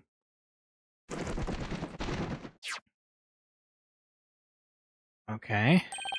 Let's see here. Oh, it's a picture of the defendant and the victim. The photograph shows professor and student preparing for the mock trial together. Wait, was this taken in the art room? The room where the murder occurred? Hang on a second, it's 7:05. Indeed it was, but the revelations don't end there. Do you see the clock on the wall? I do. I saw it. It reads 7:05, a mere 5 minutes before the voice was recorded on the tape. What? The accused brutally stabbed the victim to death 5 minutes after this photo was taken. School camera photo. All right. It seems the defendant's culpability in this crime is quite obvious. Junie was with Professor Court just 5 minutes before she was murdered? What now? Nothing I say can change that fact. Understand now. You can believe in your client all you wish, but try as you might. Such misplaced faith will inevitably be cut down before the cruel, steely blade of truth. Yeah. Listen, Missy, the person you'd like to save more than anyone else in the world, I'd be willing to wager that your defense isn't what they desire. But I became a lawyer so I could... You still fail to understand? After so much pain and defeat? The courts are not the play yards of little children dressed as lawyers. So before you break your back in failure, run along home and grow up.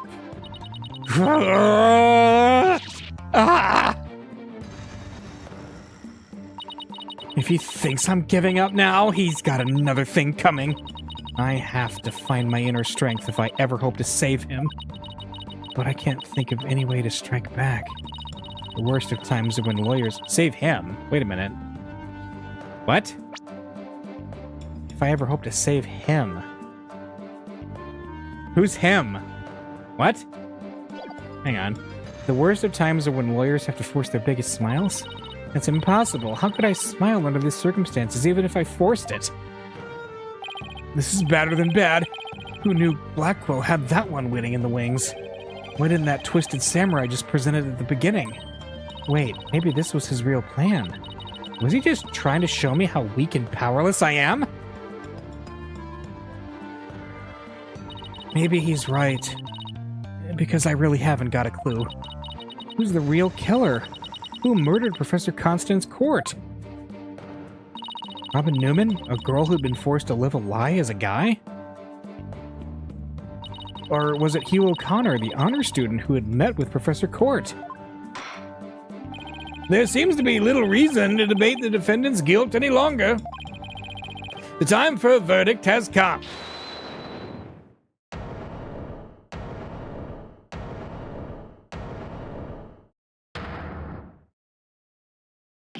No! That's not gonna happen, man! What's the meaning of this? You can't interrupt a judge about to hand down a Maybe, but false verdicts are a N-O-N-O. What? Miss Newman, please explain yourself. Juniper is not the killer. I know because I know who the real killer is. You do? You know who the real killer is? What is she up to now? Yep, I know because the real killer is M-E, me. What? It was me. I did it alone, just me. I don't get it. Why is she confessing? Miss Newman was witness near the stage. There's even a related photo of her. The more I think about it, the more suspicious she seems. Robin Newman isn't the kind of guy who pins the blame on friends just so he can walk free. Get it over with. Declare me guilty already.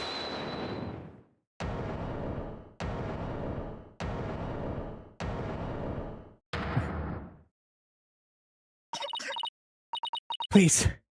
Wait. Juniper, what are you doing? Thank you for all you've done, Thena. But you'll have to forgive me. I can't let my friends take the blame any longer. Junie! No! Don't do it! Hugh and Robin have done nothing wrong. They have absolutely no connection to this case. The real killer is me. I alone am responsible for the entire crime. What? Junie, you know that's not true. Hurry up and retract your statement. I'm afraid it is true. Forgive me, Lena.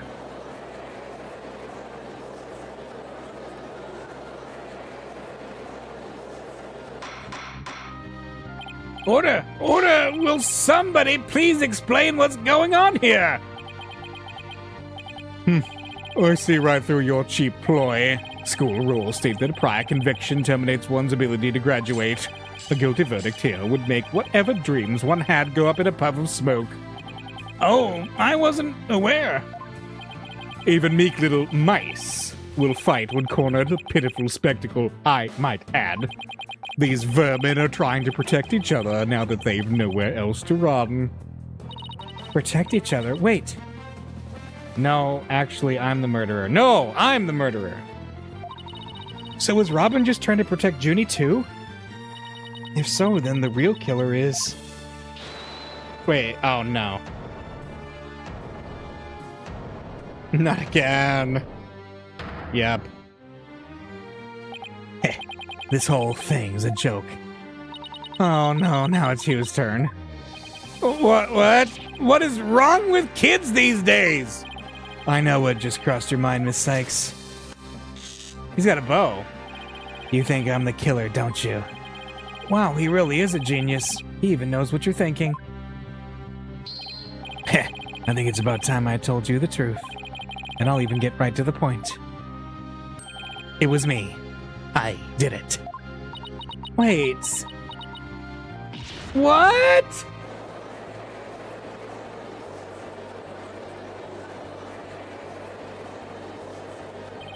Now both potential suspects are claiming to be the real killer. I'm so confused right now. If you still have doubts, how about I detail my murder plot? It's absolute genius. Enough of this nonsense! This is a court of law, not the set of some high school drama. I see I have no choice. I'm afraid I'll have to... Hoy, wait, your boldness. I'm sorry, Prosecutor Blackquill, but I'm in no position to hand down a verdict just yet. I'm hoping that the defense and prosecution can come up with some airtight evidence. That's why I'm giving you both the rest of the day to continue investigating this case. Pinch me. I think I'm dreaming. Fine. Do as you wish. This brings today's proceedings to a close. Court is adjourned.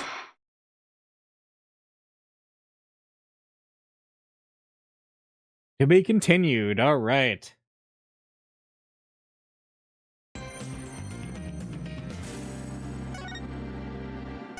All right. That was a interesting first trial period.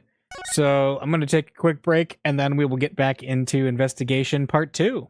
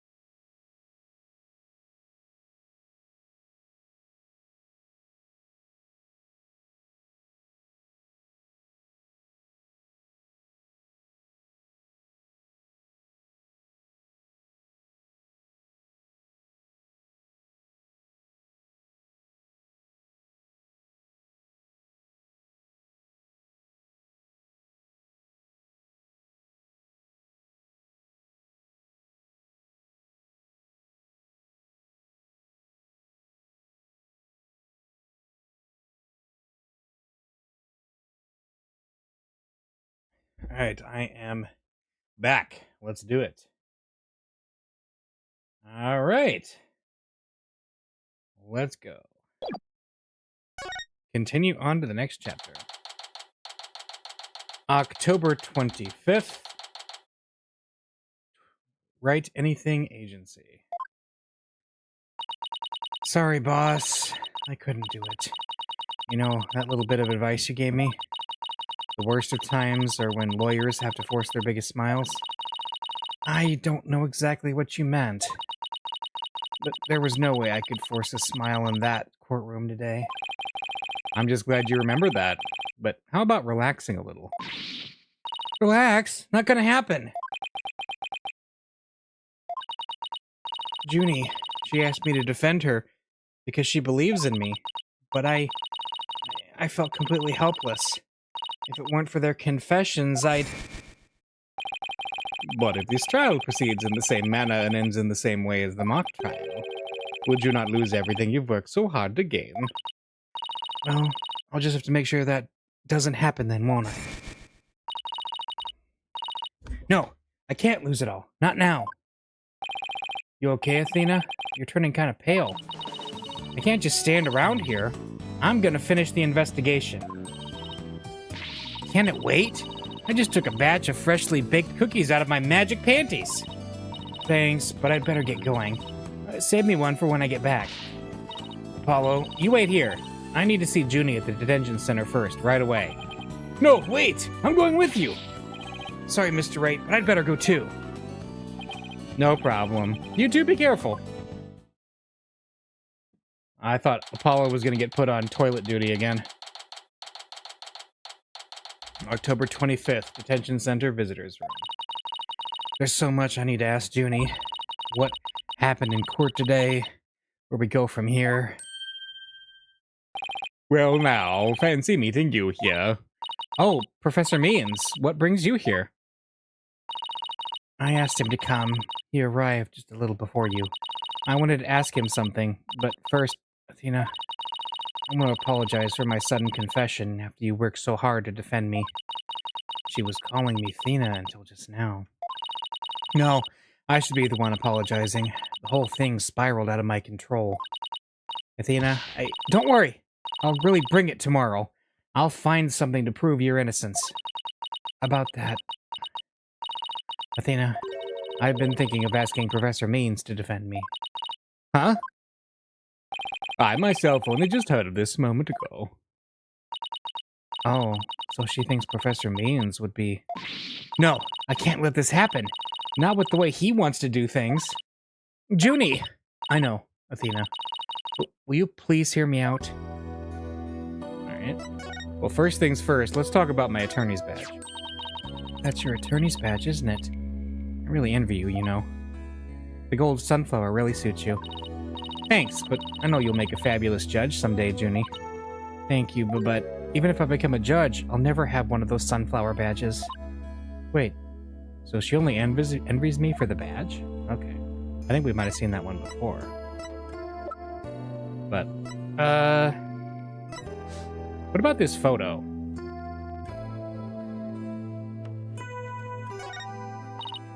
Junie, can you tell us anything about this? I don't really know what to say. She went silent. Seems like she doesn't want to talk about it. Alright. Talk about why change lawyers. Athena, do you actually think Hugh or Robin could have committed this crime? The body was moved right before the mock trial. Besides Junie. They're the only ones who could move freely around the campus at that time. I'm sorry, Junie, but at this point, I can't rule them out. I was afraid you'd say that. Juniper is seeking a lawyer who can clear all three of their names. Only I am capable of such a feat. But how can you possibly prove that all three of them are innocent? I am a result-oriented person. Come tomorrow, I won't fail to have the perfect piece of evidence ready. For the end really does justify the means. Especially for me, Professor Aristotle Means.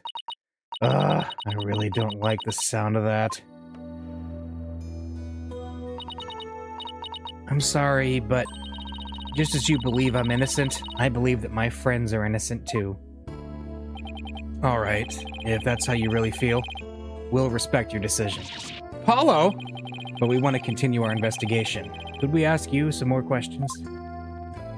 Sure, I don't mind. Professor Means, would you like to stay and join our conversation? Yes, of course. I am your lawyer, after all. There's that smile again. Why does it always creep me out? Why did you confess? About your confession, Junie. It's not true, is it? You just said what you did because Robin had confessed on the stand, didn't you? Yes, I wasn't thinking straight. All I knew was I had to help my friend. You mean because of that school rule? The one that says you can't graduate if you're convicted of a crime? No, I didn't do it because of some rule. I did it because she's my friend. Why is there discord in her voice again? Could it really be that the friendship between the three of them is on the rocks?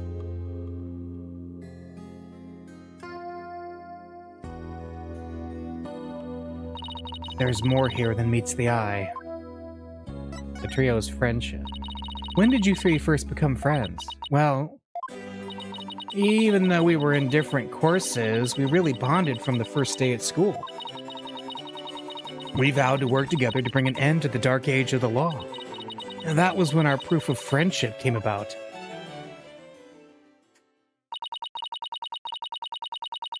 There's that proof of friendship thing again. I just wish this were as simple as that. Heh, we even have proof of our friendship.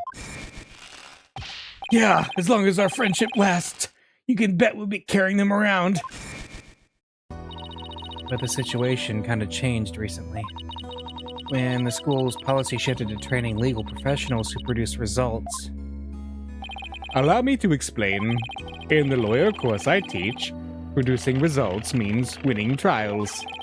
Professor Court, on the other hand, taught that finding the truth was the only valid result. Unfortunately, that clash of ideas created a rift among our students. At some point, we stopped talking about it. While that meant fewer arguments, it also meant we couldn't be as frank and open with each other as we used to be. I think I understand now. By putting their friendship on a pedestal, they actually did more harm than good. It seems the relationship between the three of them isn't as simple as I thought. Juniper, thank you for talking to us about this difficult subject. Yeah, thanks, Junie. Now if you could tell us about the day of the murder. Day of the murder. Here we go. Junie, you told us yesterday that you went home a little after 6 p.m. Was that a lie? I'm sorry I didn't tell you this before, but what actually happened was I left the art room a little after 6 p.m. and headed over to my dressing room, where I worked on my stage costume until 7. That's it? You didn't go anywhere else? No, nowhere else. If that really were it, then there would be no reason to lie in the first place. She's got to be hiding something else. Junie, do you remember this picture? Yes, but something's wrong here. Wrong? What's wrong? I took this picture at around 6 p.m., which is before I'd left the art room. But the clock here says it's just after 7. By 7, I'd already been working in my dressing room for some time. So there's definitely something wrong with the time in this picture. I guess we'd better go check the art room. Okay, just one last question about the day of the murder. Encountering O'Connor. On the evening before the mock trial, the evening of the murder, you ran into Hugh. Yes, I did. At around 7:15, I went to the main building. Yeah, that's when I saw Juniper. We didn't say much as we passed by. She seemed her usual self. That's it. Yeah. So the real killer can control time. That's not good. Oh, no. The real killer is like a Mega Man robot master.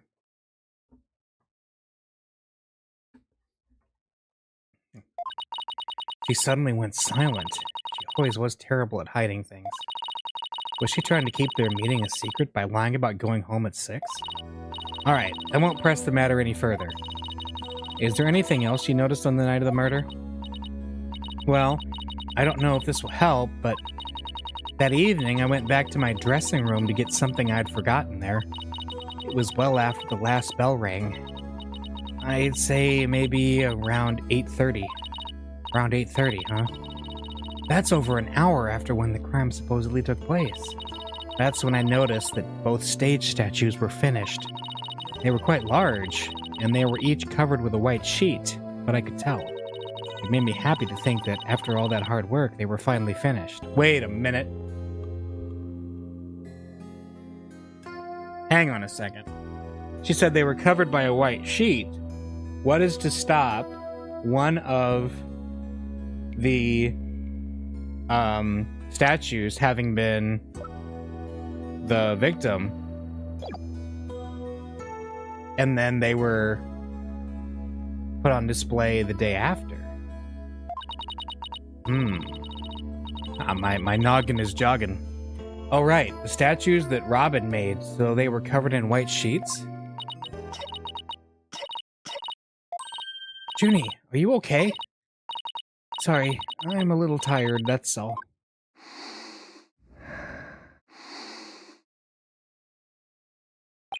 Athena, I think this meeting is over. Professor Means? I will use any means possible to get the results I want in Juniper's case, but it will require considerable preparation, so I must be off. Junie! And Professor Means, I have a proposal. A proposal? Wait, this isn't another one of your crazy... By sundown today. Yes? I, Athena Sykes, along with Apollo Justice... Wait a second, don't drag my name into... We're gonna discover the truth behind this murder mystery. What? And we're going to bring you solid evidence showing just what that truth is. I see. So it has come to this, has it? If we succeed in doing that, I want you to promise that you'll accept it, Junie, no matter how hard it is to hear. Then you shouldn't need anyone else to defend you except me. Have we got a deal? I trust that's okay with you too, Professor Means. I have no objections, as long as Juniper is satisfied with this arrangement. I noticed he didn't actually smile there, though. Okay, but only if that's the real truth. I'm sorry to put you through this, Dina, but thank you. I've been thinking only of myself this whole time. Junie, it's way too early to thank me, but you can thank me all you want once I get to the bottom of this. Very well. I will see you back here at sundown. Sorry for all the trouble, Professor. It's just she's new to the agency, so... Don't be silly. I find it all rather thrilling. Now, let us meet here again later. If you'll excuse me, I'd better go. Okay, see you later. Tape seeds, yeah.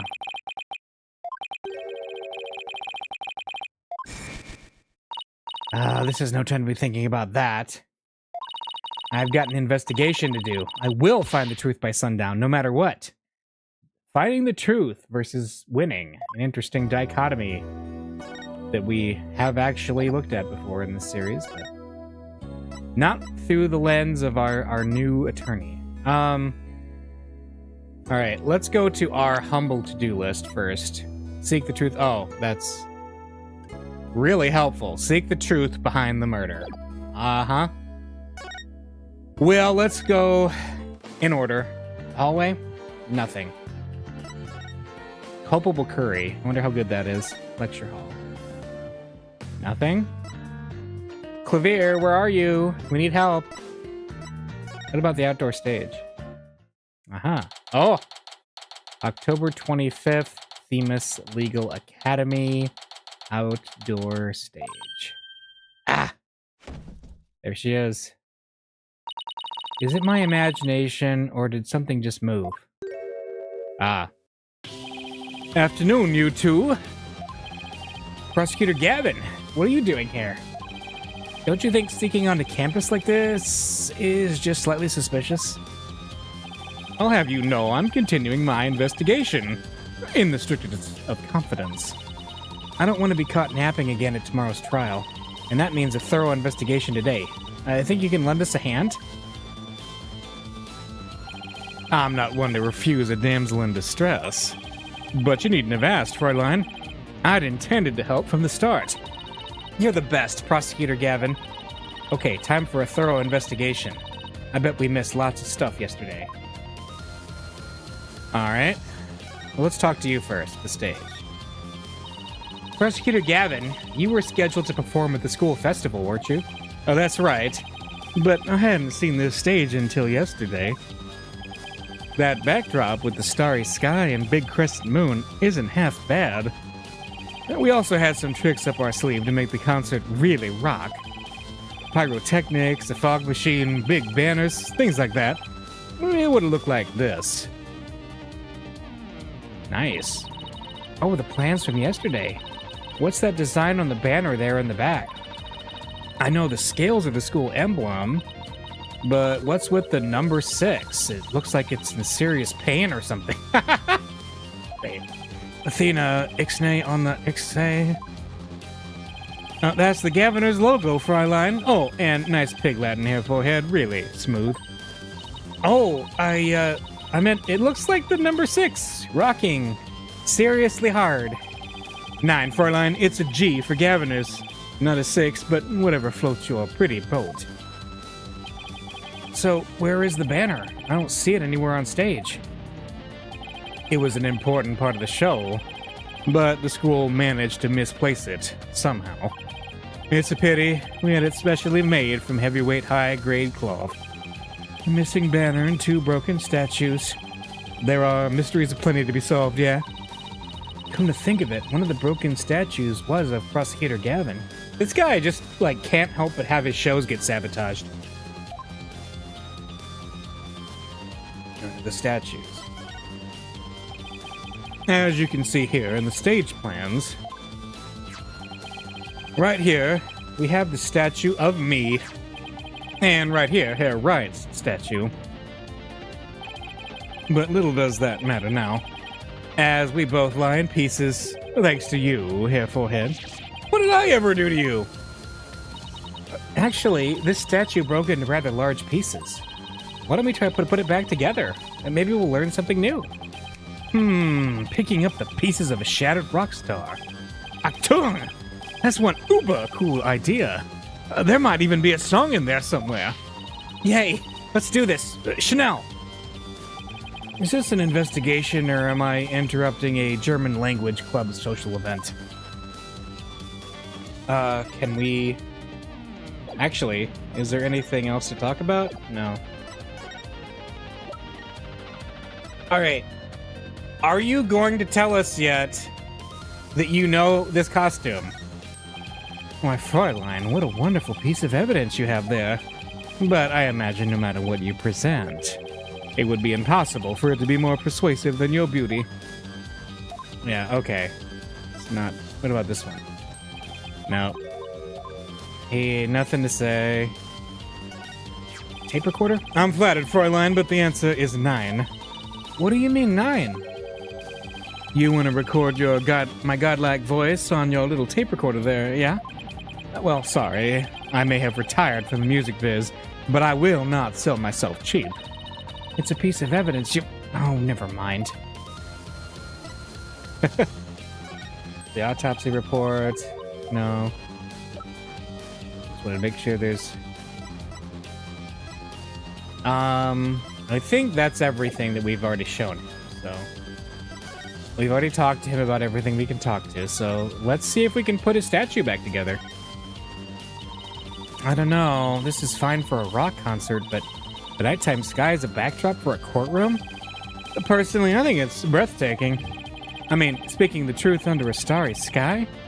Don't you think it's romantic, Fräulein? And the waning crescent moon represents the maximum 3-day trial cycle. 3-day trials outdoors? No thanks. If it starts raining, my hair will be ruined. Can we... Aha! There's the pieces.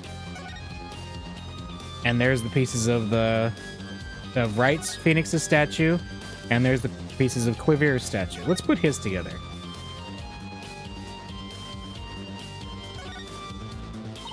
It's a copy of the school paper with that story about the alleged love triangle. I wonder if people really waste their time reading this stuff. It's more popular than you think.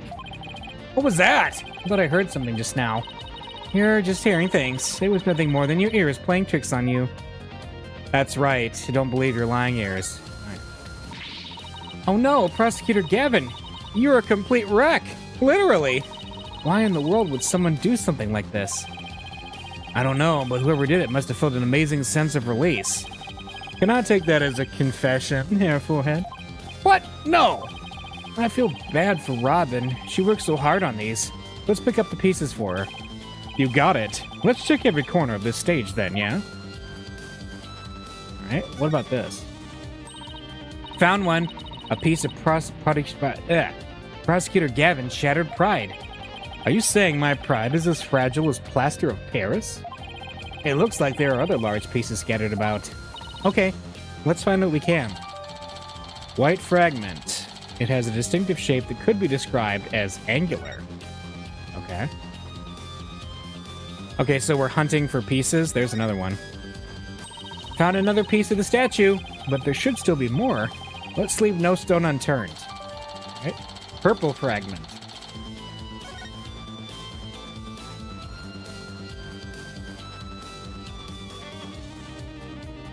Got all that. Okay. I see a fragment there. Found another piece of the statue. All right, there's more. White fragment. 2 white fragments. All right.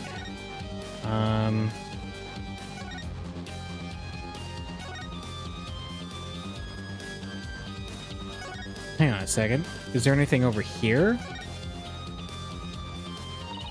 The other statue Robin made. It's been smashed to bits. If there were some larger pieces, we might be able to put this one back together too. Yeah, but all I see are itty-bitty ones. I wonder what Mr. Wright would think if he knew we put Prosecutor Gavin's statue back together but left his like this. We could always come back to it after the case is solved. I'll help you fix it. Well, that's nice. He wouldn't... Ah, there we go. Found another piece of the statue. Cool. Got another purple fragment. So we got 2 white fragments and 2 purple fragments. Is there more? Let's see. Is there anything... I mean, yeah, I see you down there. But... anything else? Crime scene? The body's gone. All that's left is a white outline.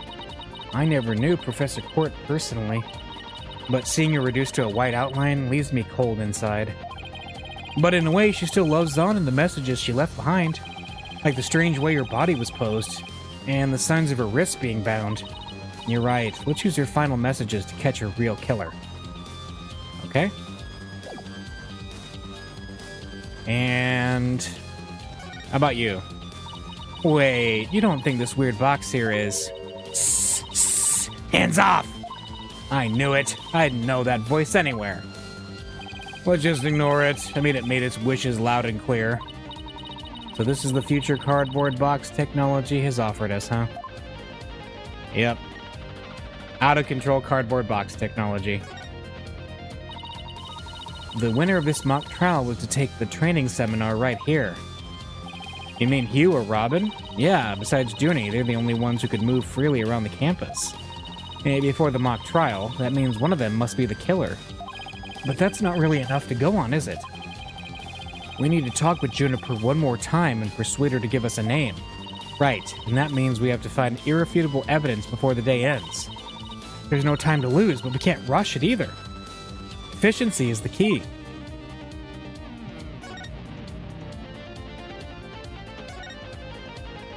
There's even a prosecutor's bench here on the stage. Ah, the memories, Fräulein. As a former rock star and a prosecutor, the prosecutor's bench has taught me much about human emotions, passion, and fight. I can picture it now. You with your silvery singing voice and Apollo sweating bullets. Hey, how about picturing me winning once in a while? I mean, technically he won every single case.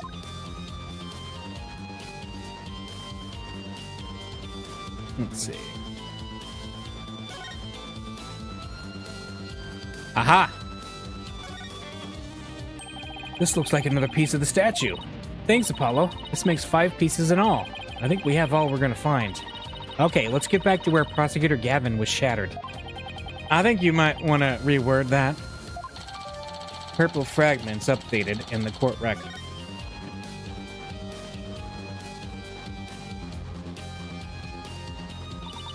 Well, I don't see any other big pieces lying around. Yeah, let's see if we can put this statue back together. All right, Apollo, you come over here, and Prosecutor Gavin, hey, if you could hold this.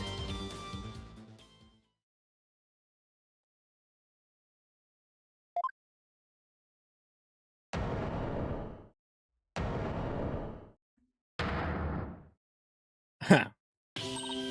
We did it!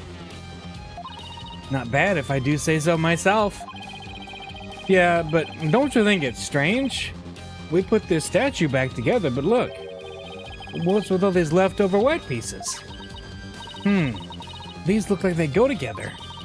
And this one too! Athena, what do you think you're doing? Don't stop me now.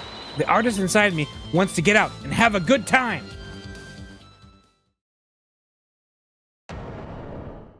What? What? What? So, what is it? Ah, it's the goddess of law, holding a pair of scales in one hand and a sword in the other. And that's quite the feat you pulled off there, Fräulein. Phew. I love that feeling you get after you work really hard on something. No. I knew who it was. I meant to ask what it's doing here. Not sure. There's no statue like this in the stage plans. Still, I could swear I've seen this statue somewhere before. Lady Justice. This and the statue of Clavier were broken at the same time, but have been repaired. No one knows where it came from. The more we learn, the deeper the rabbit hole goes. At least we're moving in the right direction. Let's keep searching the stage for clues. I've been wondering about something this whole time. You know that pole at the edge of the stage? You mean this? It has a wire that goes off and connects to something somewhere. Yep. Huh. Is that the art room? This wire is for hanging banners over the stage. One of the policemen who was here earlier was checking how it worked. Oh, so that's why the banner looks like it's out of place. The banners are hung and removed from the art room over there. That's the art room over there? As in the scene of the crime? Bingo, Fräulein. It's still crawling with cops, though. Hey, anyone in the art room? Oh, it's you people! In justice we trust! Ah, it's Detective Fulbright. In justice we trust. Is that some kind of greeting between you two?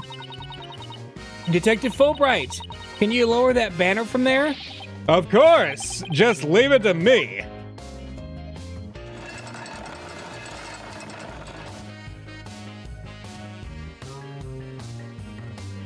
How's that? Phew. Thanks, Detective. In justice we trust. Ha ha ha ha! Always glad to help. In justice we trust. So, is that some kind of greeting between you two or not? Well, it looks like the banner's down now. Let's go take a look. Why is it made into a bindle? Look at this banner. I don't think it would flap very well in the wind. An unflappable banner. Hey, I like that. It goes perfect with unflappable lawyers and unflappable rockers. It's like it was made for this very stage. Look at this. The bottom part's all knotted up. Let me try and unravel it. Can I have bloodstains on it? Yep. Jeez, did you really have to? You don't come across an unflappable banner every day. Athena, there are some things that have to yield to forces beyond themselves. What a cruel world we live in. Hey, a scrap of paper was caught up inside. It's blowing away. I got it. Yes! Great catch, huh? October Hue 120. It looks like some kind of note. What does it say? October Hue 120. What's that supposed to mean? A test score, maybe? Pretty impressive when you consider that 100 is a perfect score. I don't see how even Hue can get beyond perfect. Fräulein, shall we inspect the banner again, now that it has been unraveled? Hue scrap added. All right. Yeah, let's look at it. This is the emblem that's on Junie's school uniform. Hey, you're right. Wait a second. It's hard to see against the red material, but look. There's a dark red stain here just under the emblem.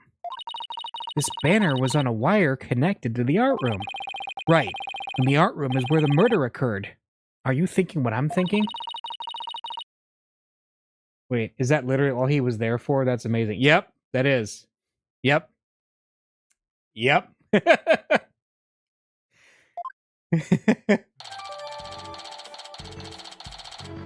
He was just there to lower the banner for us.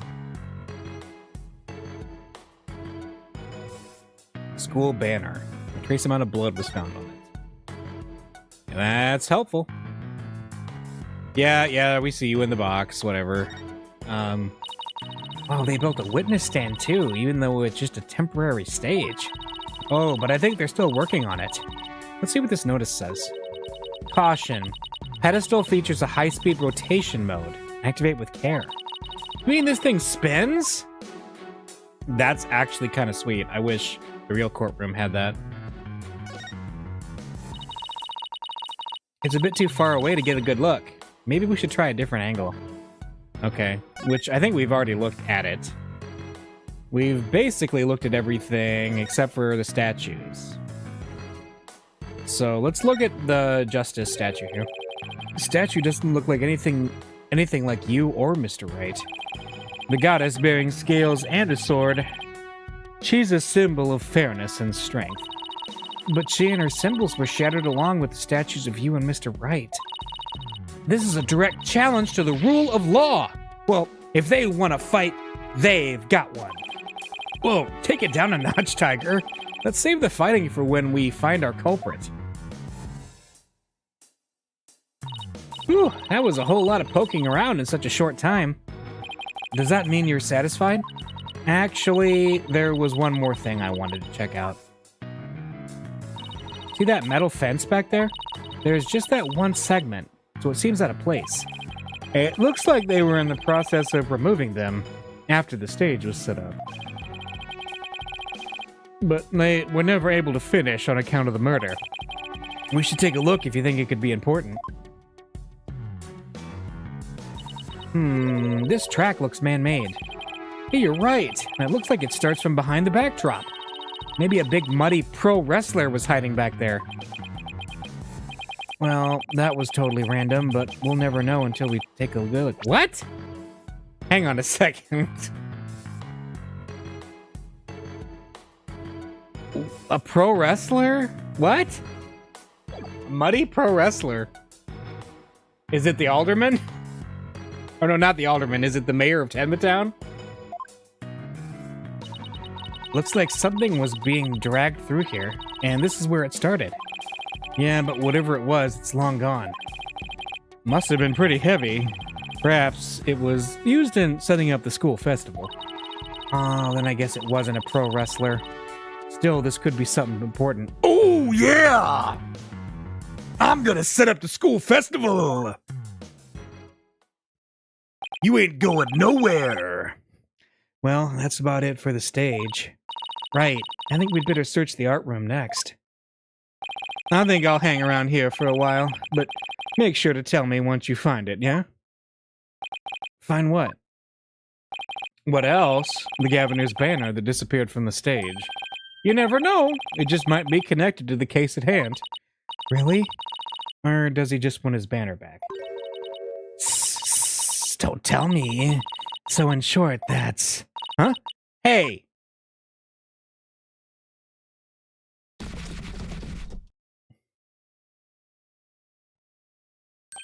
That box!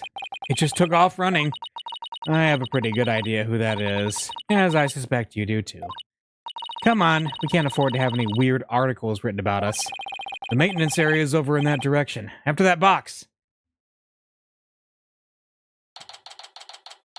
October 25th, Themis Legal Academy.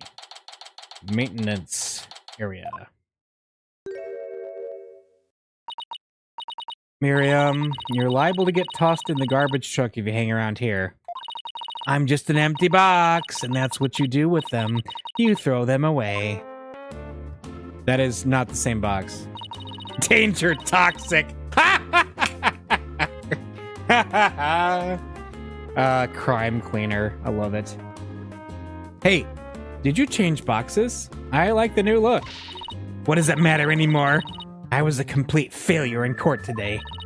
My work, my pride, my dreams, everything I've worked so hard for, gone. Sorry, Miss Scuttlebutt, but doesn't believing you have a scoop when you really didn't make you a failure as a reporter. A failure as a reporter?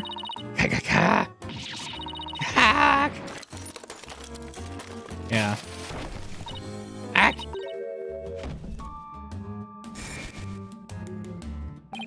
Come to think of it, calling her a failure as a reporter might have been a bit extreme.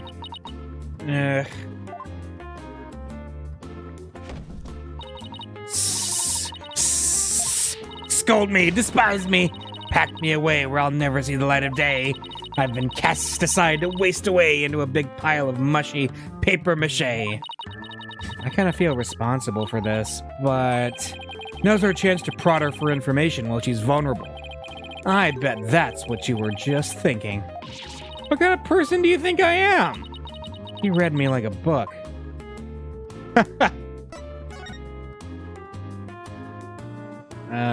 Attorney's badge.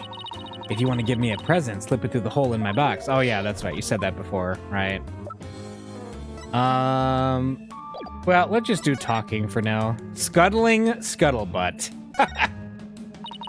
That was you on the stage earlier, wasn't it? Why'd you run off like that? Take a look at this. Why are you showing me a burnt-up old rag? That's the Governor's banner. Wait, it's really hard to see, but I think that's the Governor's logo there. So is this the banner that disappeared? It's all burned up. Don't look at me. I just happened to find it in the incinerator. Incinerator? Did Blackwell actually make good on his threat to burn her box? We should probably try to find out whether someone tried to destroy this on purpose. Oh, that's why she has a different box, because Blackwell burned it. Yeah, this banner is sounding less and less unrelated to our case, Apollo. Burnt fragments added to the court record. All right. The burnt remnants of the Governor's banner that was tossed into the incinerator and later found by Miriam. The depths of despair. Miriam, I owe you an apology. I shouldn't have said you were a failure as a reporter. It's too late. I already decided journalism isn't for me. The last step is to erase all of the photos on my PC. I'm really gonna do it. Here goes. 5%, 10%. 4 years of my life down the drain. Shouldn't we stop her, Athena? Miriam, you should keep publishing your paper. I didn't mean what I said, okay? You didn't mean it? Oh, no, my photos! Stop! Cancel! Abort!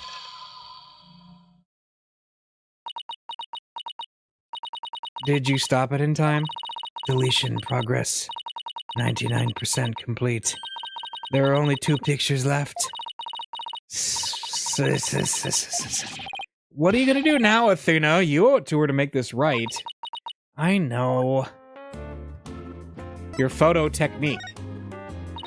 Don't worry, Miriam. Your photos may be gone, but the memory of your photographic genius will live on forever in all of our hearts. Oh, Athena, that was cringeworthy. Hey, Miriam, check this out. You took some amazing photos of the 3 of them. I'm sure they really appreciated it. Obviously, I'm the ace member of the newspaper club. The only member, in fact. I know this won't make up for the photos you lost, but here are your newspapers back. Famous Herald and Famous Herald Extra returned to Miriam. There's no rest for the wicked. I plan on pursuing those three for as long as I live. Miriam, why are you so obsessed with Juniper, Hugh, and Robin? Not obsessed! I'm not obsessed with them. It's just they were so close ever since their freshman year. So, well... Athena, are you thinking what I'm thinking? Yeah, I think that's the only explanation. Wait a second, you're not thinking what I think you're thinking. Ha. That's exactly what he's thinking, Miriam. You want in on their little trio. Cack, cack, cack, cack, cack, cack, cack. How could you possibly know that?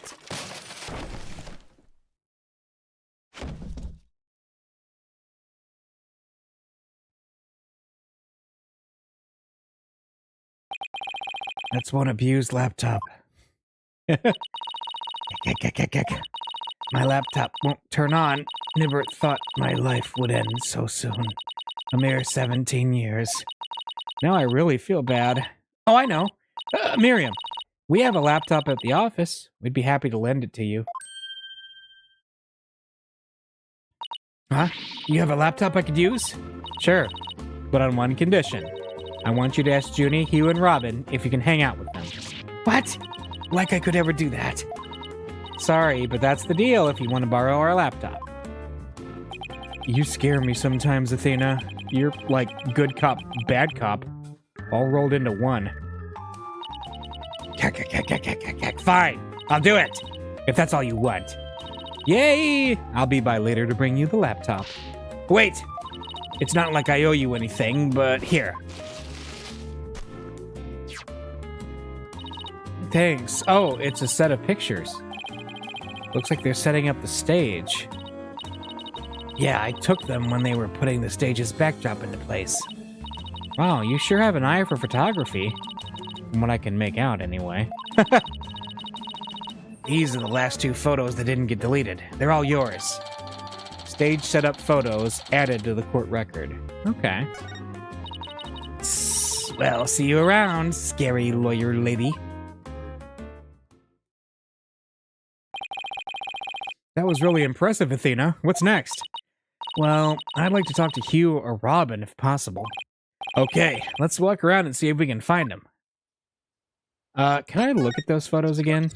There was a lot of text over them. Okay, so, hang on. This is 10:23. So this is the night of the murder at 6:01. Okay, so the Gavin statue was finished. And the Gaviner's banner is there, as is the school banner. And then Robin looks to be in the middle of making the Phoenix, because I can tell because of the handout, that's definitely going to be Phoenix's. Yeah, that's like the frame for Phoenix's statue. Yeah.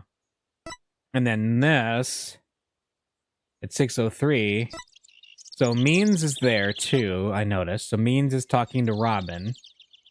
And hang on a second. Hang on a second. The guy in the... That's Hugh O'Connor. Right there, that's Hugh O'Connor. It 100% is. That's interesting.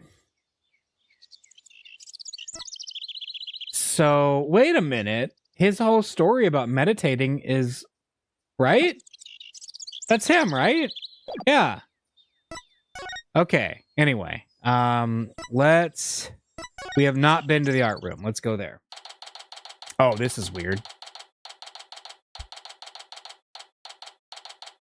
October 25th, Themis Legal Academy, 3rd floor art room. Well, here it is. The art room where the grisly crime occurred. Let's start looking. Stop right there. This is an active crime scene.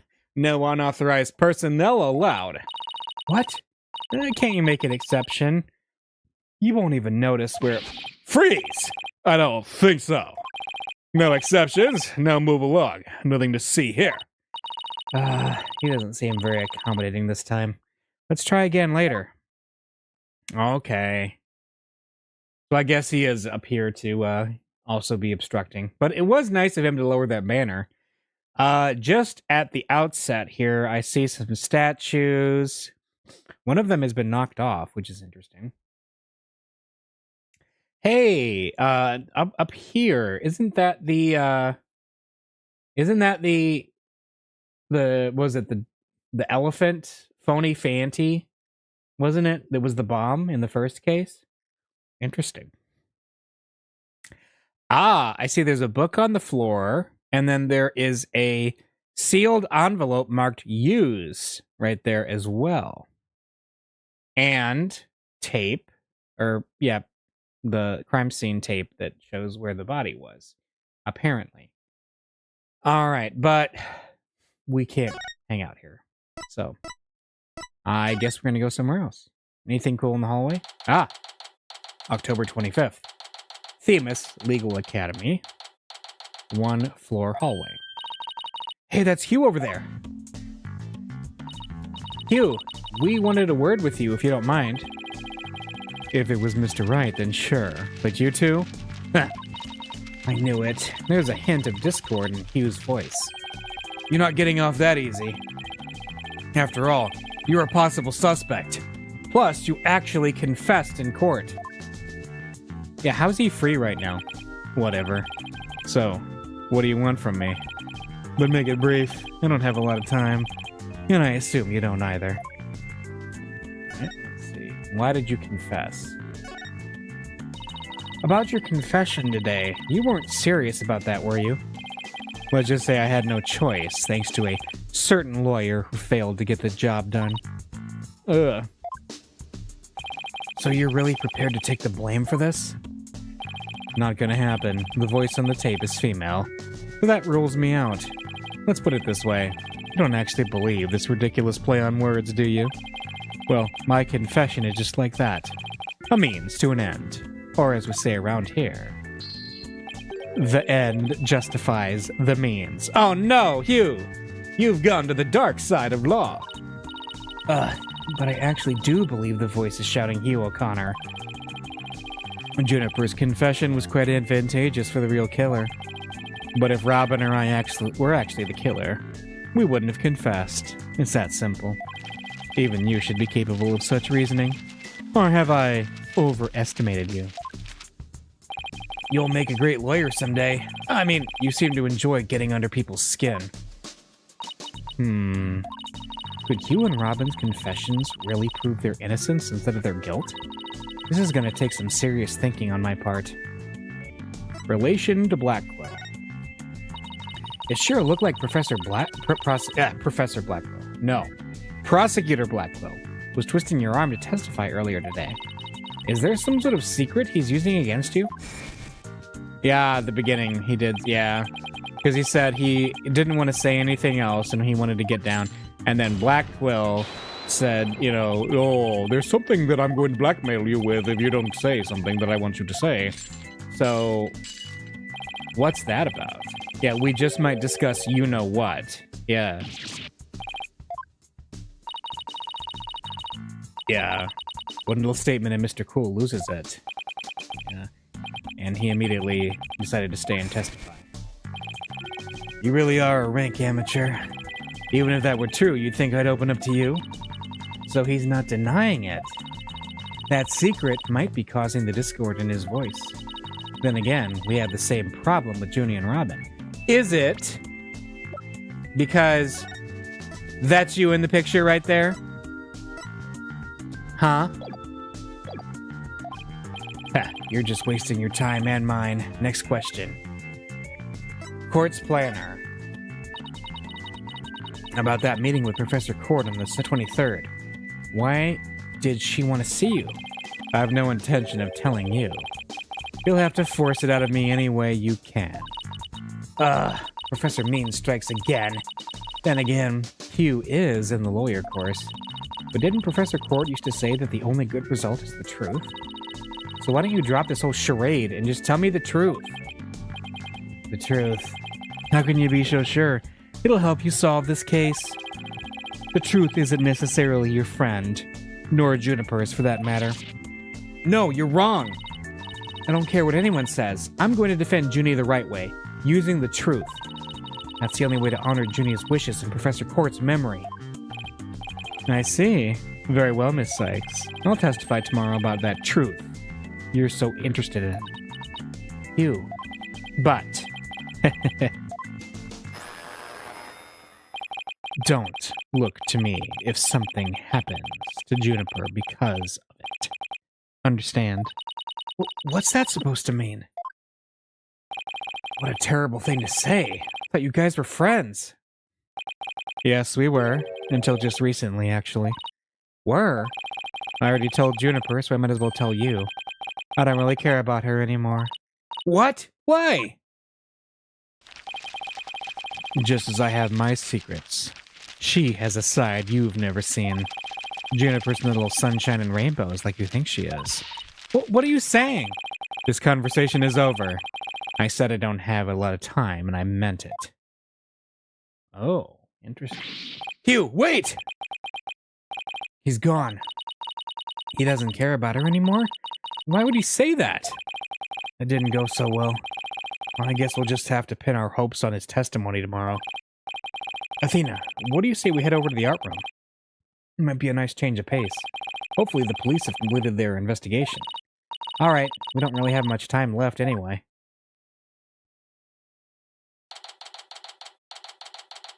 October 25th, Famous Legal Academy, 3rd floor art room. Ha ha ha! Why, if it isn't my little lawyer friends again. Thanks again for lowering that school banner for us earlier. Don't mention it!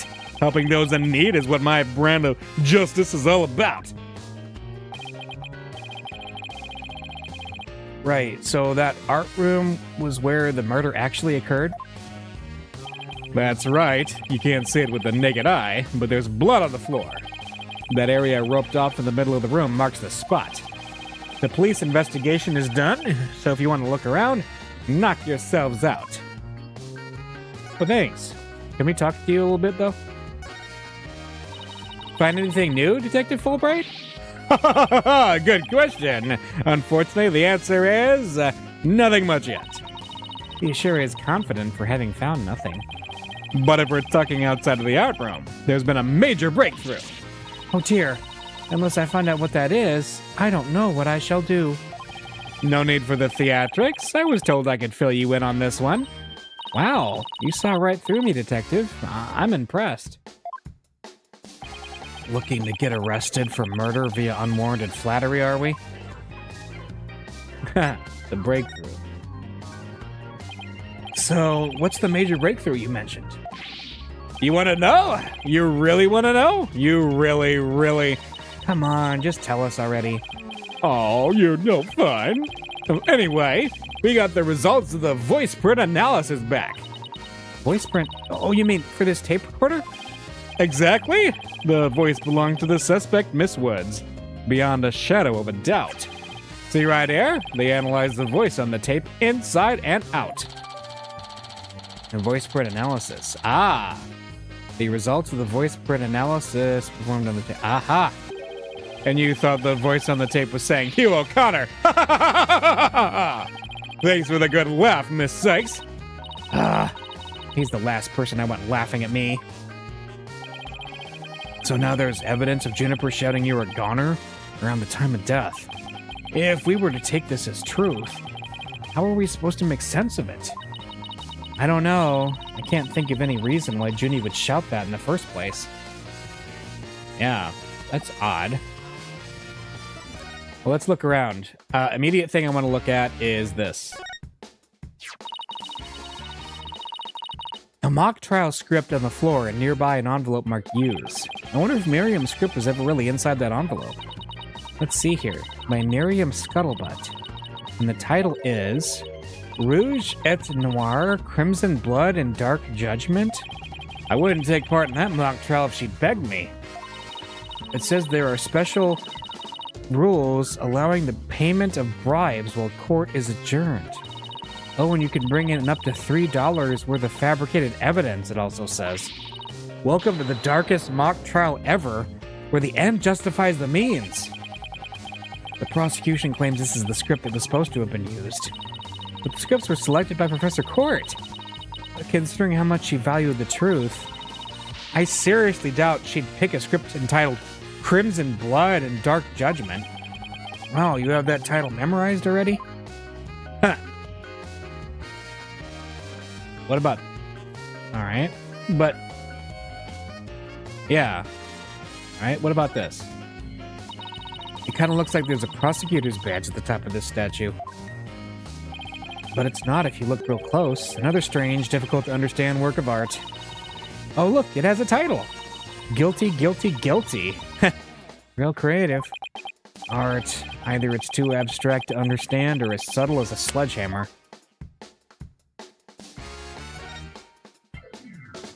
How about this? Look, a piece of pottery. Looks like it's already been fired. I bet Robin made it. And I bet it won't last long, not with the way she deals with her own work anyway. Yeah, it seems like such a waste. I mean, this one already has some color on it. The way that she, breaks her own things. I mean, she's studying to be a prosecutor, right?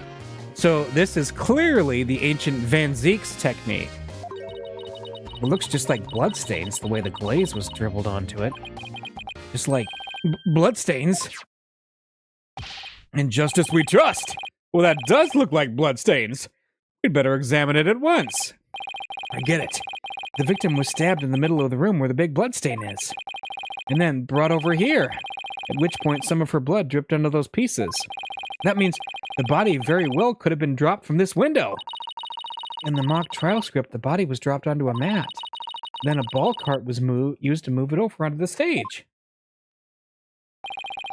The maintenance area is below this room, and the storehouse there has a mat and ball cart. So even the moving of the body was carried out just like in the script? The killer sure had a thing for Junie's script. Well, what did you expect? That's why we suspected the defendant in the first place. Well, you're wrong, and I'm going to prove it in court. All right.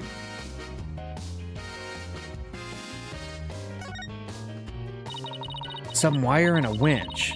So this is how they reeled the banners in and out. I just got to say for a second, how did Fulbright miss the blood over there? Anyway, keep going. There's a nice view of the stage from here. Prosecutor Gavin is still standing in front of that broken statue. So it really wasn't you, Apollo? Don't worry, you can tell me. I won't tell anyone.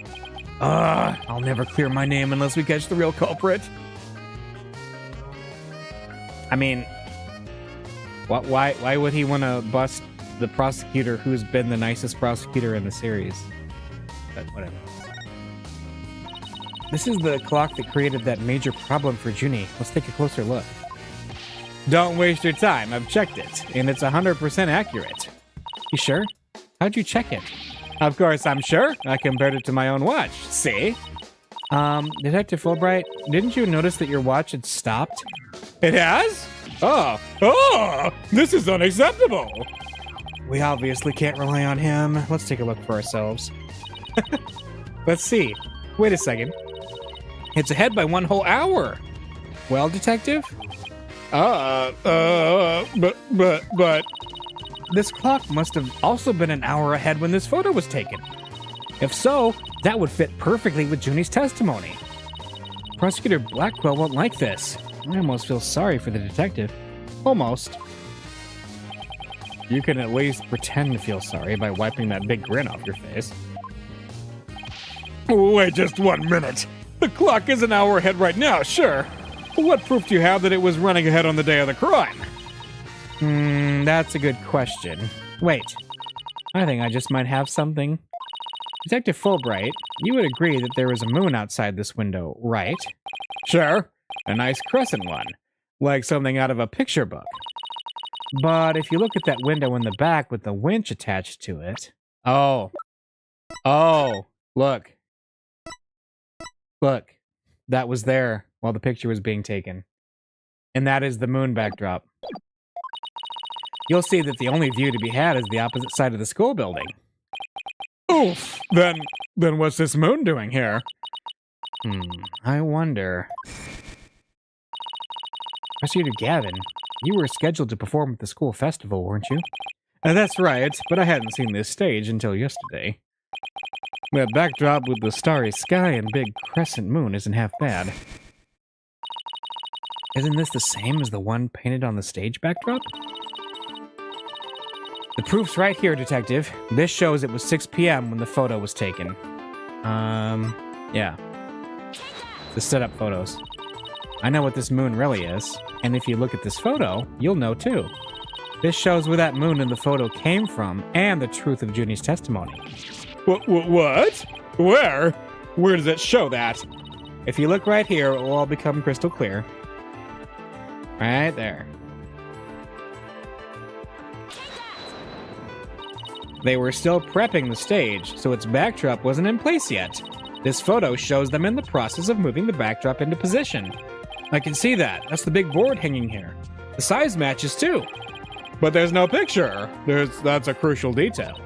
It is, but I believe what we're seeing in this photo is the back of the board.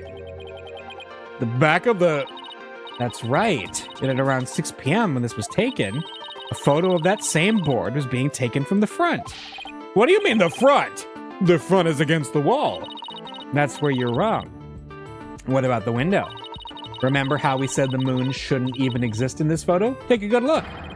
Are you suggesting the moon is the one on the backdrop? Exactly. In short, this photo was taken while the backdrop was being moved. And as you can see here, it was around 6 when the backdrop was being set in place. So the art room clock was running fast, at least as far back as the day of the murder. How can I ever face Prosecutor Blackwell now? Yes, I just blew a hole in a piece of the prosecution's evidence. Nice. What is this? Hey, it's gone. Remember that strange statue in the school camera photo? You're right. Wonder where it is. Robin's a member of the Fine Arts Club. Maybe she could shed some light on this. Well, I think we've examined pretty much everything we can. By the way, did Prosecutor Blackwell happen to tell you anything about tomorrow's trial? In justice we trust. It's no use trying to pry more information out of me. Having just learned that the clock had been 1 hour fast means we're back to square one concerning the suspect's actions that day. I wonder what the main argument will be about now. How the body was moved would be my guess. But Prosecutor Blackwell's got his own plans. Oh, does he now? Detective Fulbright... Try as you might, I won't say another word about the investigation. No, I wasn't going to ask about that. I was just wondering if you'd seen Robin.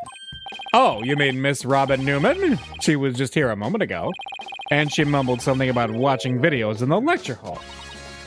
Video? What video? Thanks, Detective. Athena, I think we should stop by the lecture hall. Right, let's go. All right, lecture hall. Thanks, Fulbright. You're great. October 25th, Themis Legal Academy. 3rd floor lecture hall. There she is, Robin. Hey, Robin. Oh, Athena. Apollo. What are you watching there? Oh, it just so happens to be a video of the mock trial.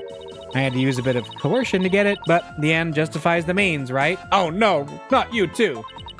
There it is again. Professor Means sure has a lot of influence around here.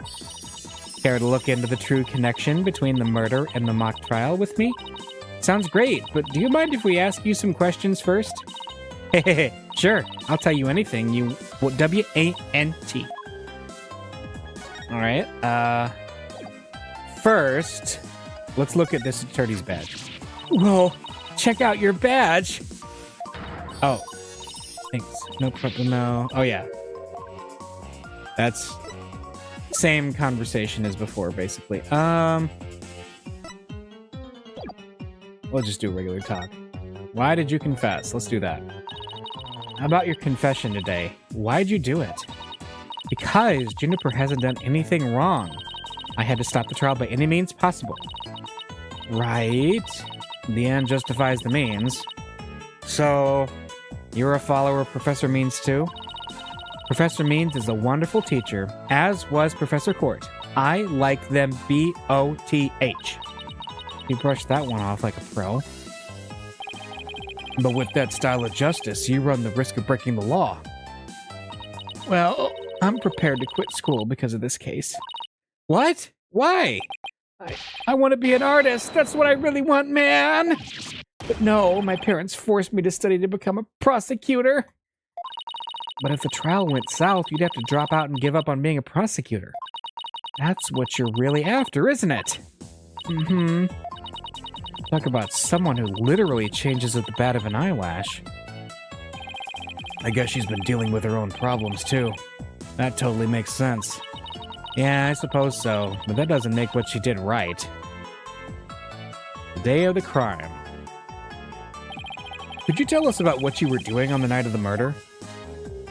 Finishing a statue. I was on the stage until the last bell. That's right. You made the statues of Mr. Wright and Prosecutor Gavin, didn't you? Yes, I did. Both of them. This is just a formality, but can you prove you were making the statues at that time? Can I prove it? You think I'm the killer now? No, that's not what I meant. Both Hugh and Robin were still at school after 7 p.m., but neither of them can prove exactly what they were doing. Yep. Could one of them really have murdered Professor Court? Now that the secret's out, have there been any problems now that everyone knows you're a girl? No worries there. I discussed the matter with Professor Court some time ago. I told her I wanted to let everyone know I was really a girl. And just today I found out that she spoke with the school administration on my behalf. Wow, they must really like you. I know, right? But now I can finally be myself here at school. I don't have to hide the fact that I love girly clothes. That's why, Athena, I simply must have this and this by any means possible. What? But this is evidence we need for the trial. Sorry, but no can do. Aw, don't be a party pooper, Athena. Come on, please. Pretty please. Stage costume related evidence taken in classic and justifies the means style. Oh no!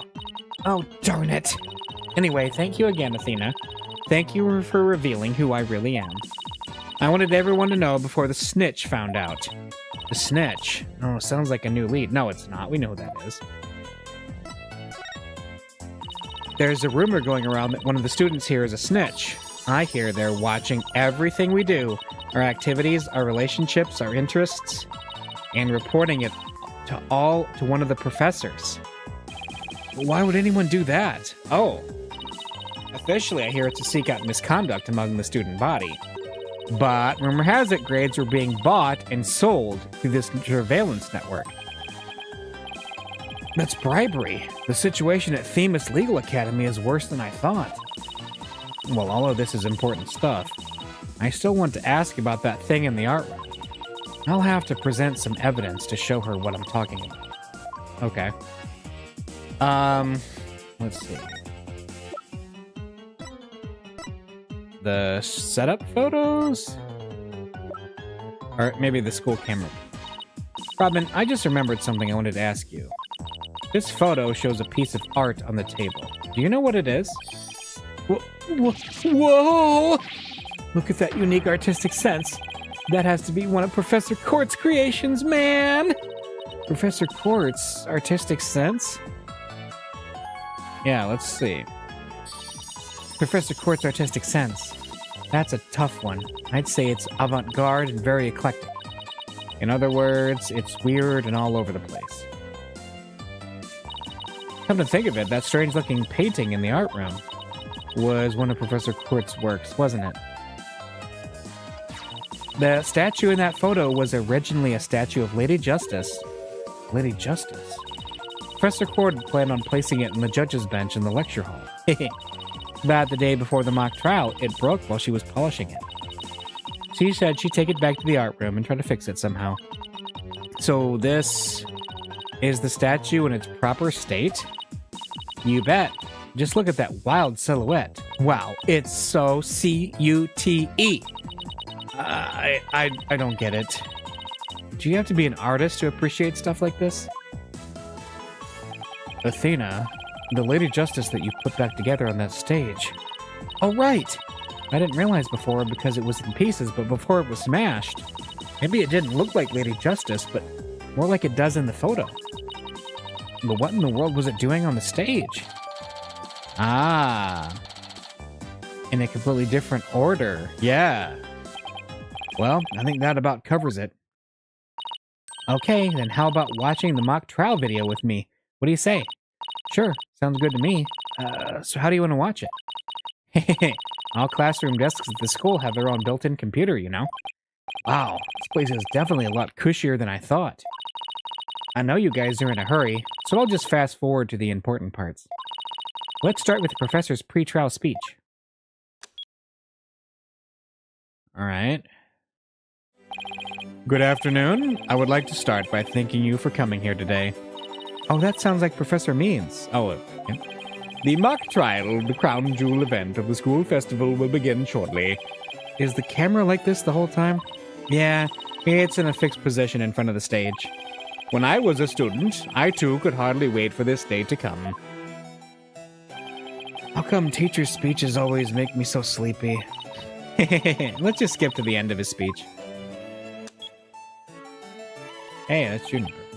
Now let the mock trial begin. Hey, what's with the deal here? Why is Junie so large in this shot? Looks to me like she cut right in front of the camera. Juniper was also in charge of the audio. Even though she was already playing a part in the mock trial itself, she had to do it to keep the script details secret. She was all over the place that day. When she wasn't in the trial, she was in the audio control room dealing with the music. Oh, so this is what the lecture hall looks like. Wait, music? Were they, like, actually playing the Phoenix Wright soundtrack while they were doing the trial? Looks like there's a judge's bench back by the screen and a witness stand up front. What about those balconies with the professors' names on them? Those are the faculty seats. So there was a seat for Means and a seat for Court. Got it. Professor Means and Professor Court were in charge of scoring the mock trial. Lecture hall diagram added to the court record. Okay, let's fast forward this a bit.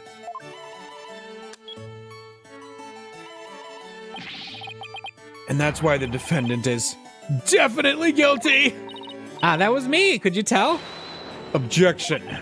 The frail co-ed used her bare hands to stab her professor with an arrow. I don't think so. You read that line in the mock trial, Apollo, but you made it sound kind of weird. Cut me some slack. It was my first time reading that script. I think Juniper is going to speak next. I didn't do it. I had suffered a breakdown and pretty much lost it.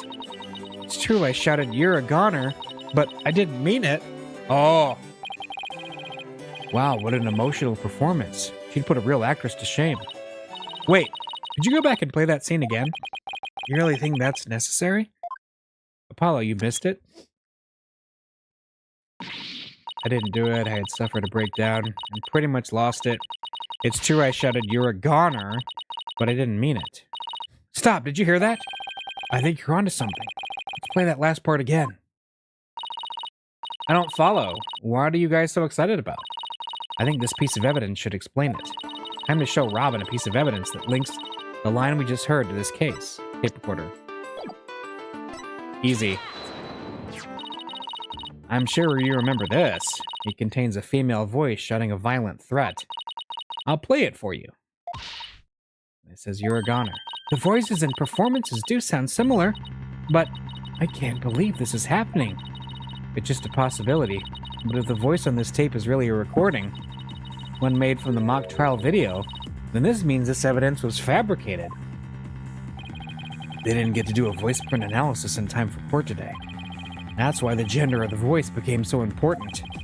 And if the real killer had foreseen that gender would become key in today's trial, he would have tried to deflect attention away from himself by making the suspect male. So basically, the only one with something to gain from doing this is our sole male suspect. Oh. Wait a second. No way! Professor Means' credo was the end justifies the means. So it makes perfect sense that a student who took those words to heart would fabricate evidence. We need to get that tape analyzed as soon as possible. Alright. Maybe a fake. Yep. Allow me to assist you with that. Ah.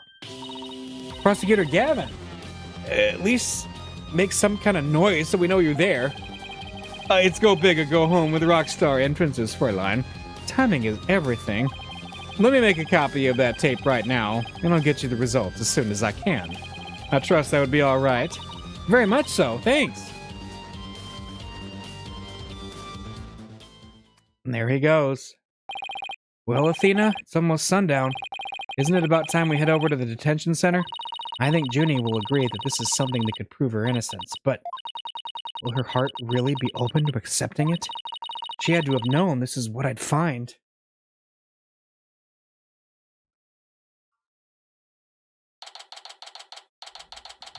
October 25th, detention center, visitors room.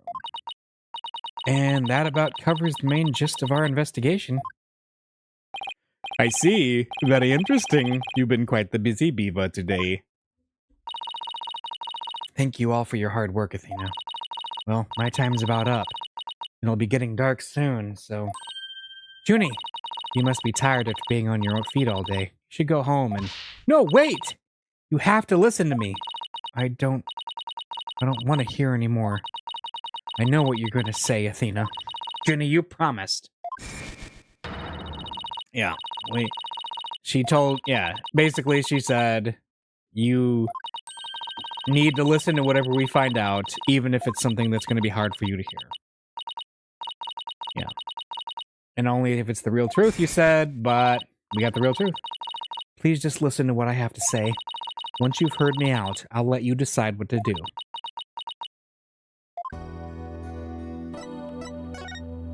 Suspicions. The voice in this recording has been proven to be yours, Junie. And in the mock trial video, we can hear you reading your line from the script. We're having both of them analyzed now, but from what I can tell, the voices are the same. And the only one who'd benefit from faking the voice recording would be Hugh. But that doesn't make any sense. I mean, Hugh confessed in order to protect me. This may sound strange, but his confession is a ploy to make himself look less suspicious. In other words, he was just pretending to protect you. Besides, his confession came after you and Robin had already confessed. If he hadn't confessed right then as well, wouldn't that have seemed a little suspicious? Say what you will, Athena, but none of us would hurt a fly, let alone kill someone. He was a gifted student. He gets outstanding grades and never causes trouble. Uh-oh. Wait, Athena. My bracelet reacted just now.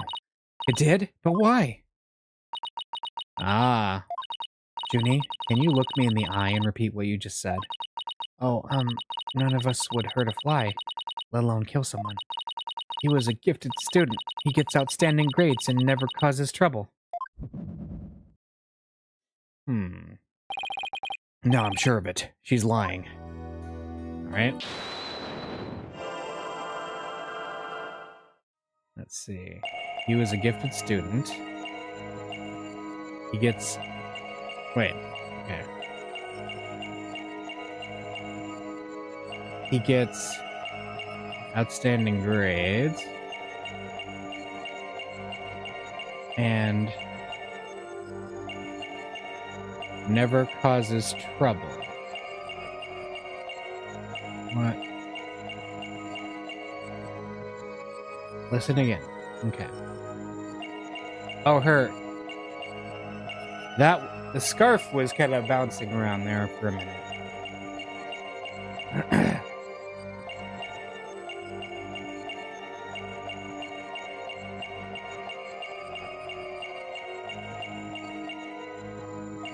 There.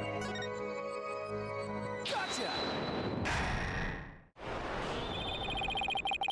Juniper, you start coughing when you're under stress. You can't hide it from me no matter how hard you try.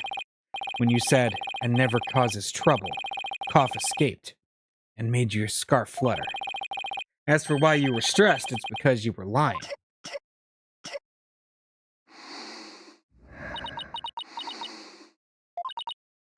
Junie, you're trying to hide Hugh's connection to this case, aren't you? And I believe that also ties into a secret about yourself. A secret? About me? I don't understand. Yeah, he said he's not really interested in caring about her anymore. And, yeah. He's not all sunshine and rainbows. He ended their friendship after he found out about Junie's secret. Which means Hugh must have felt betrayed by Junie, making her... She's the snitch. You were Professor Court's snitch, weren't you? Yep. Going around that one of the students here is a snitch. I hear they're watching everything we do. Uh-huh. Because they wouldn't bring up a snitch if it... and not mention Miriam if it wasn't Miriam, and she's not the culprit, so logically, from a storytelling perspective, she had to be the snitch. And while fulfilling that role, you learn something about Hugh you'd rather forget. I don't know what you're talking about. Junie, please, stop hiding things from me. I hate having to force things out of you like this. Looks like we're going to have to do this the hard way. Time to review the evidence and see if I can't prove my hypothesis. I must have something that proves Junie's the snitch and Hugh's connection to the case. Is it this? I'm relieved to see you're coming around. You see, I wasn't trying to hide anything. Juniper's one cool customer, Athena. Wait, I don't think that was the right piece of evidence. Whatever you show me won't change the fact that I've already told you all I know.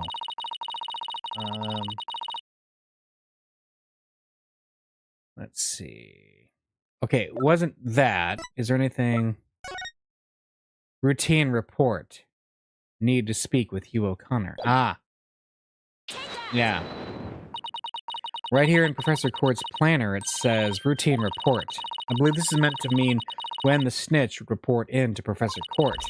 I also believe Professor Court planned to meet Hugh in private based on the snitch's info. And from their meeting, Hugh must have put two and two together and figured out your secret. So you see, it all makes sense, only if you're the snitch, Junie. We got her. Snitch. Yes! Captain Murphy. Yes! Yes! Ah, forgive me, Athena. Captain Murphy, we need him for this game. I've been lying to you this whole time. The truth is, I suspected Hugh from the start. You did? Now this is surprising.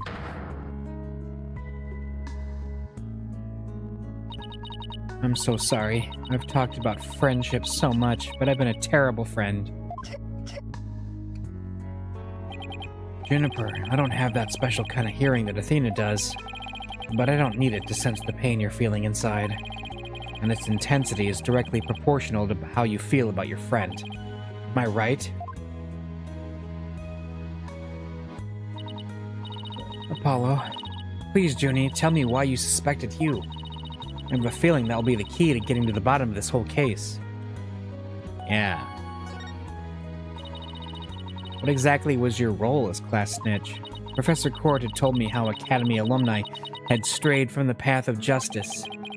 The dark age of the law, huh? She didn't want any more of our students going astray like that. But few others at the Academy shared her view. I thought her ideas were beautiful, though sad and unrealistic. She asked you to be her eyes and ears, didn't she? I used to report to her once a month about any wrongdoings I'd seen or heard about. And that report session in her planner, the one from October 22nd, was a part of that? Yes. That's when I reported Hugh to Professor Court. She snitched on her own friend? You report on O'Connor. I had accidentally overheard Hugh talking. What did you hear? He was talking to someone on the phone. I think it was one of his parents. What were they talking about? Something about having paid money for good test scores. I only overheard him talking, so I never did find out who the money was going to. What? That's bribery.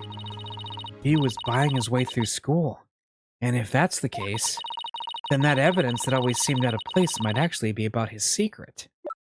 The Hugh scrap? We found this while we were investigating the stage. It's got Hugh's name on it.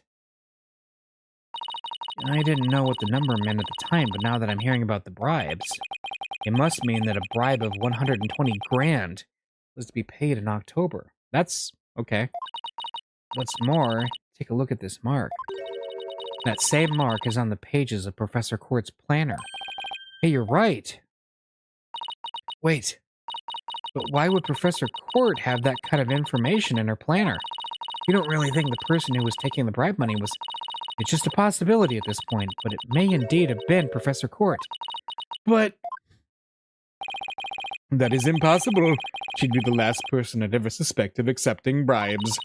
like I said, it's just a possibility, but a rather good one. Maybe their private talk had to do with the possibility of the bribery being exposed. And what started out as a little argument soon got out of hand. It's not your fault, Junie. Anybody would have suspected Hugh if they knew what you knew. No, I don't believe that alone would have driven him to murder. There's another reason why I suspected Hugh. You've got to be kidding me. There's another reason? Your other reason? I saw Hugh around 7 p.m. the day before the mock trial. Oh, so she's finally ready to talk about that. When I saw him, his... Oh, Athena. Junie, are you alright? Just try to relax and tell me what happened. I never wanted to see what I did, but I'll have to live with it, won't I? In that hallway, Hugh's hands... His hands were dripping with blood. Oh boy. His hands were dripping with blood. That's rough. What? But why? What am I going to do? Deep down I know Hugh can't be the killer, but my mind keeps telling me he is, no matter how hard I try to convince myself he isn't. Oh, what am I gonna do? Hugh, he's... I can't take this anymore. Athena! So she hid the fact that she had seen Hugh and said she went home at 6 because she wanted to avoid talking about what she saw. Junie, it must have been terrible holding all of that in, but it's gonna be okay. I'll get to the bottom of this, and that's my promise from one good friend to another. I'll be defending Juniper tomorrow, if that's okay with you, Professor Means. My main concern is whether you can defeat that prosecutor. But I won't try to stop you. I will be watching from the gallery, and shall look forward to seeing what sort of results your methods can produce. Good luck tomorrow. Now, if you would excuse me. Athena, I'm sorry. I really mean it. I wish I had trusted you from the start. You have to uncover the truth tomorrow. I know you can. You can do it. Don't worry. We already know that the prosecution's key piece of evidence is a fake. And thanks to you, we figured out the motive, too. Let's give this our best shot, Athena. Let tomorrow be the day Juniper walks free. I wouldn't have it any other way. We should all be ready now. What could possibly go wrong this time? All right. What could? Still, there's this strange, uneasy feeling I can't shake. I'd better be imagining it. Yeah. Almost like a turnabout of some kind is going to happen. What is this? Some kind of turnabout court? Alright, well that's a good stopping point. We're going to finish up with trial day 2 next time, which I think is going to close out this case. And then we're going to get into the last 2 cases of this game. And then what we have left is to do Apollo Justice, or Phoenix Wright, Ace Attorney, The Spirit of Justice, which is the 3rd game in this series. And then we have the, at the time of this recording, upcoming Ace Attorney Investigations games to play, coming out next month. All right. See you later.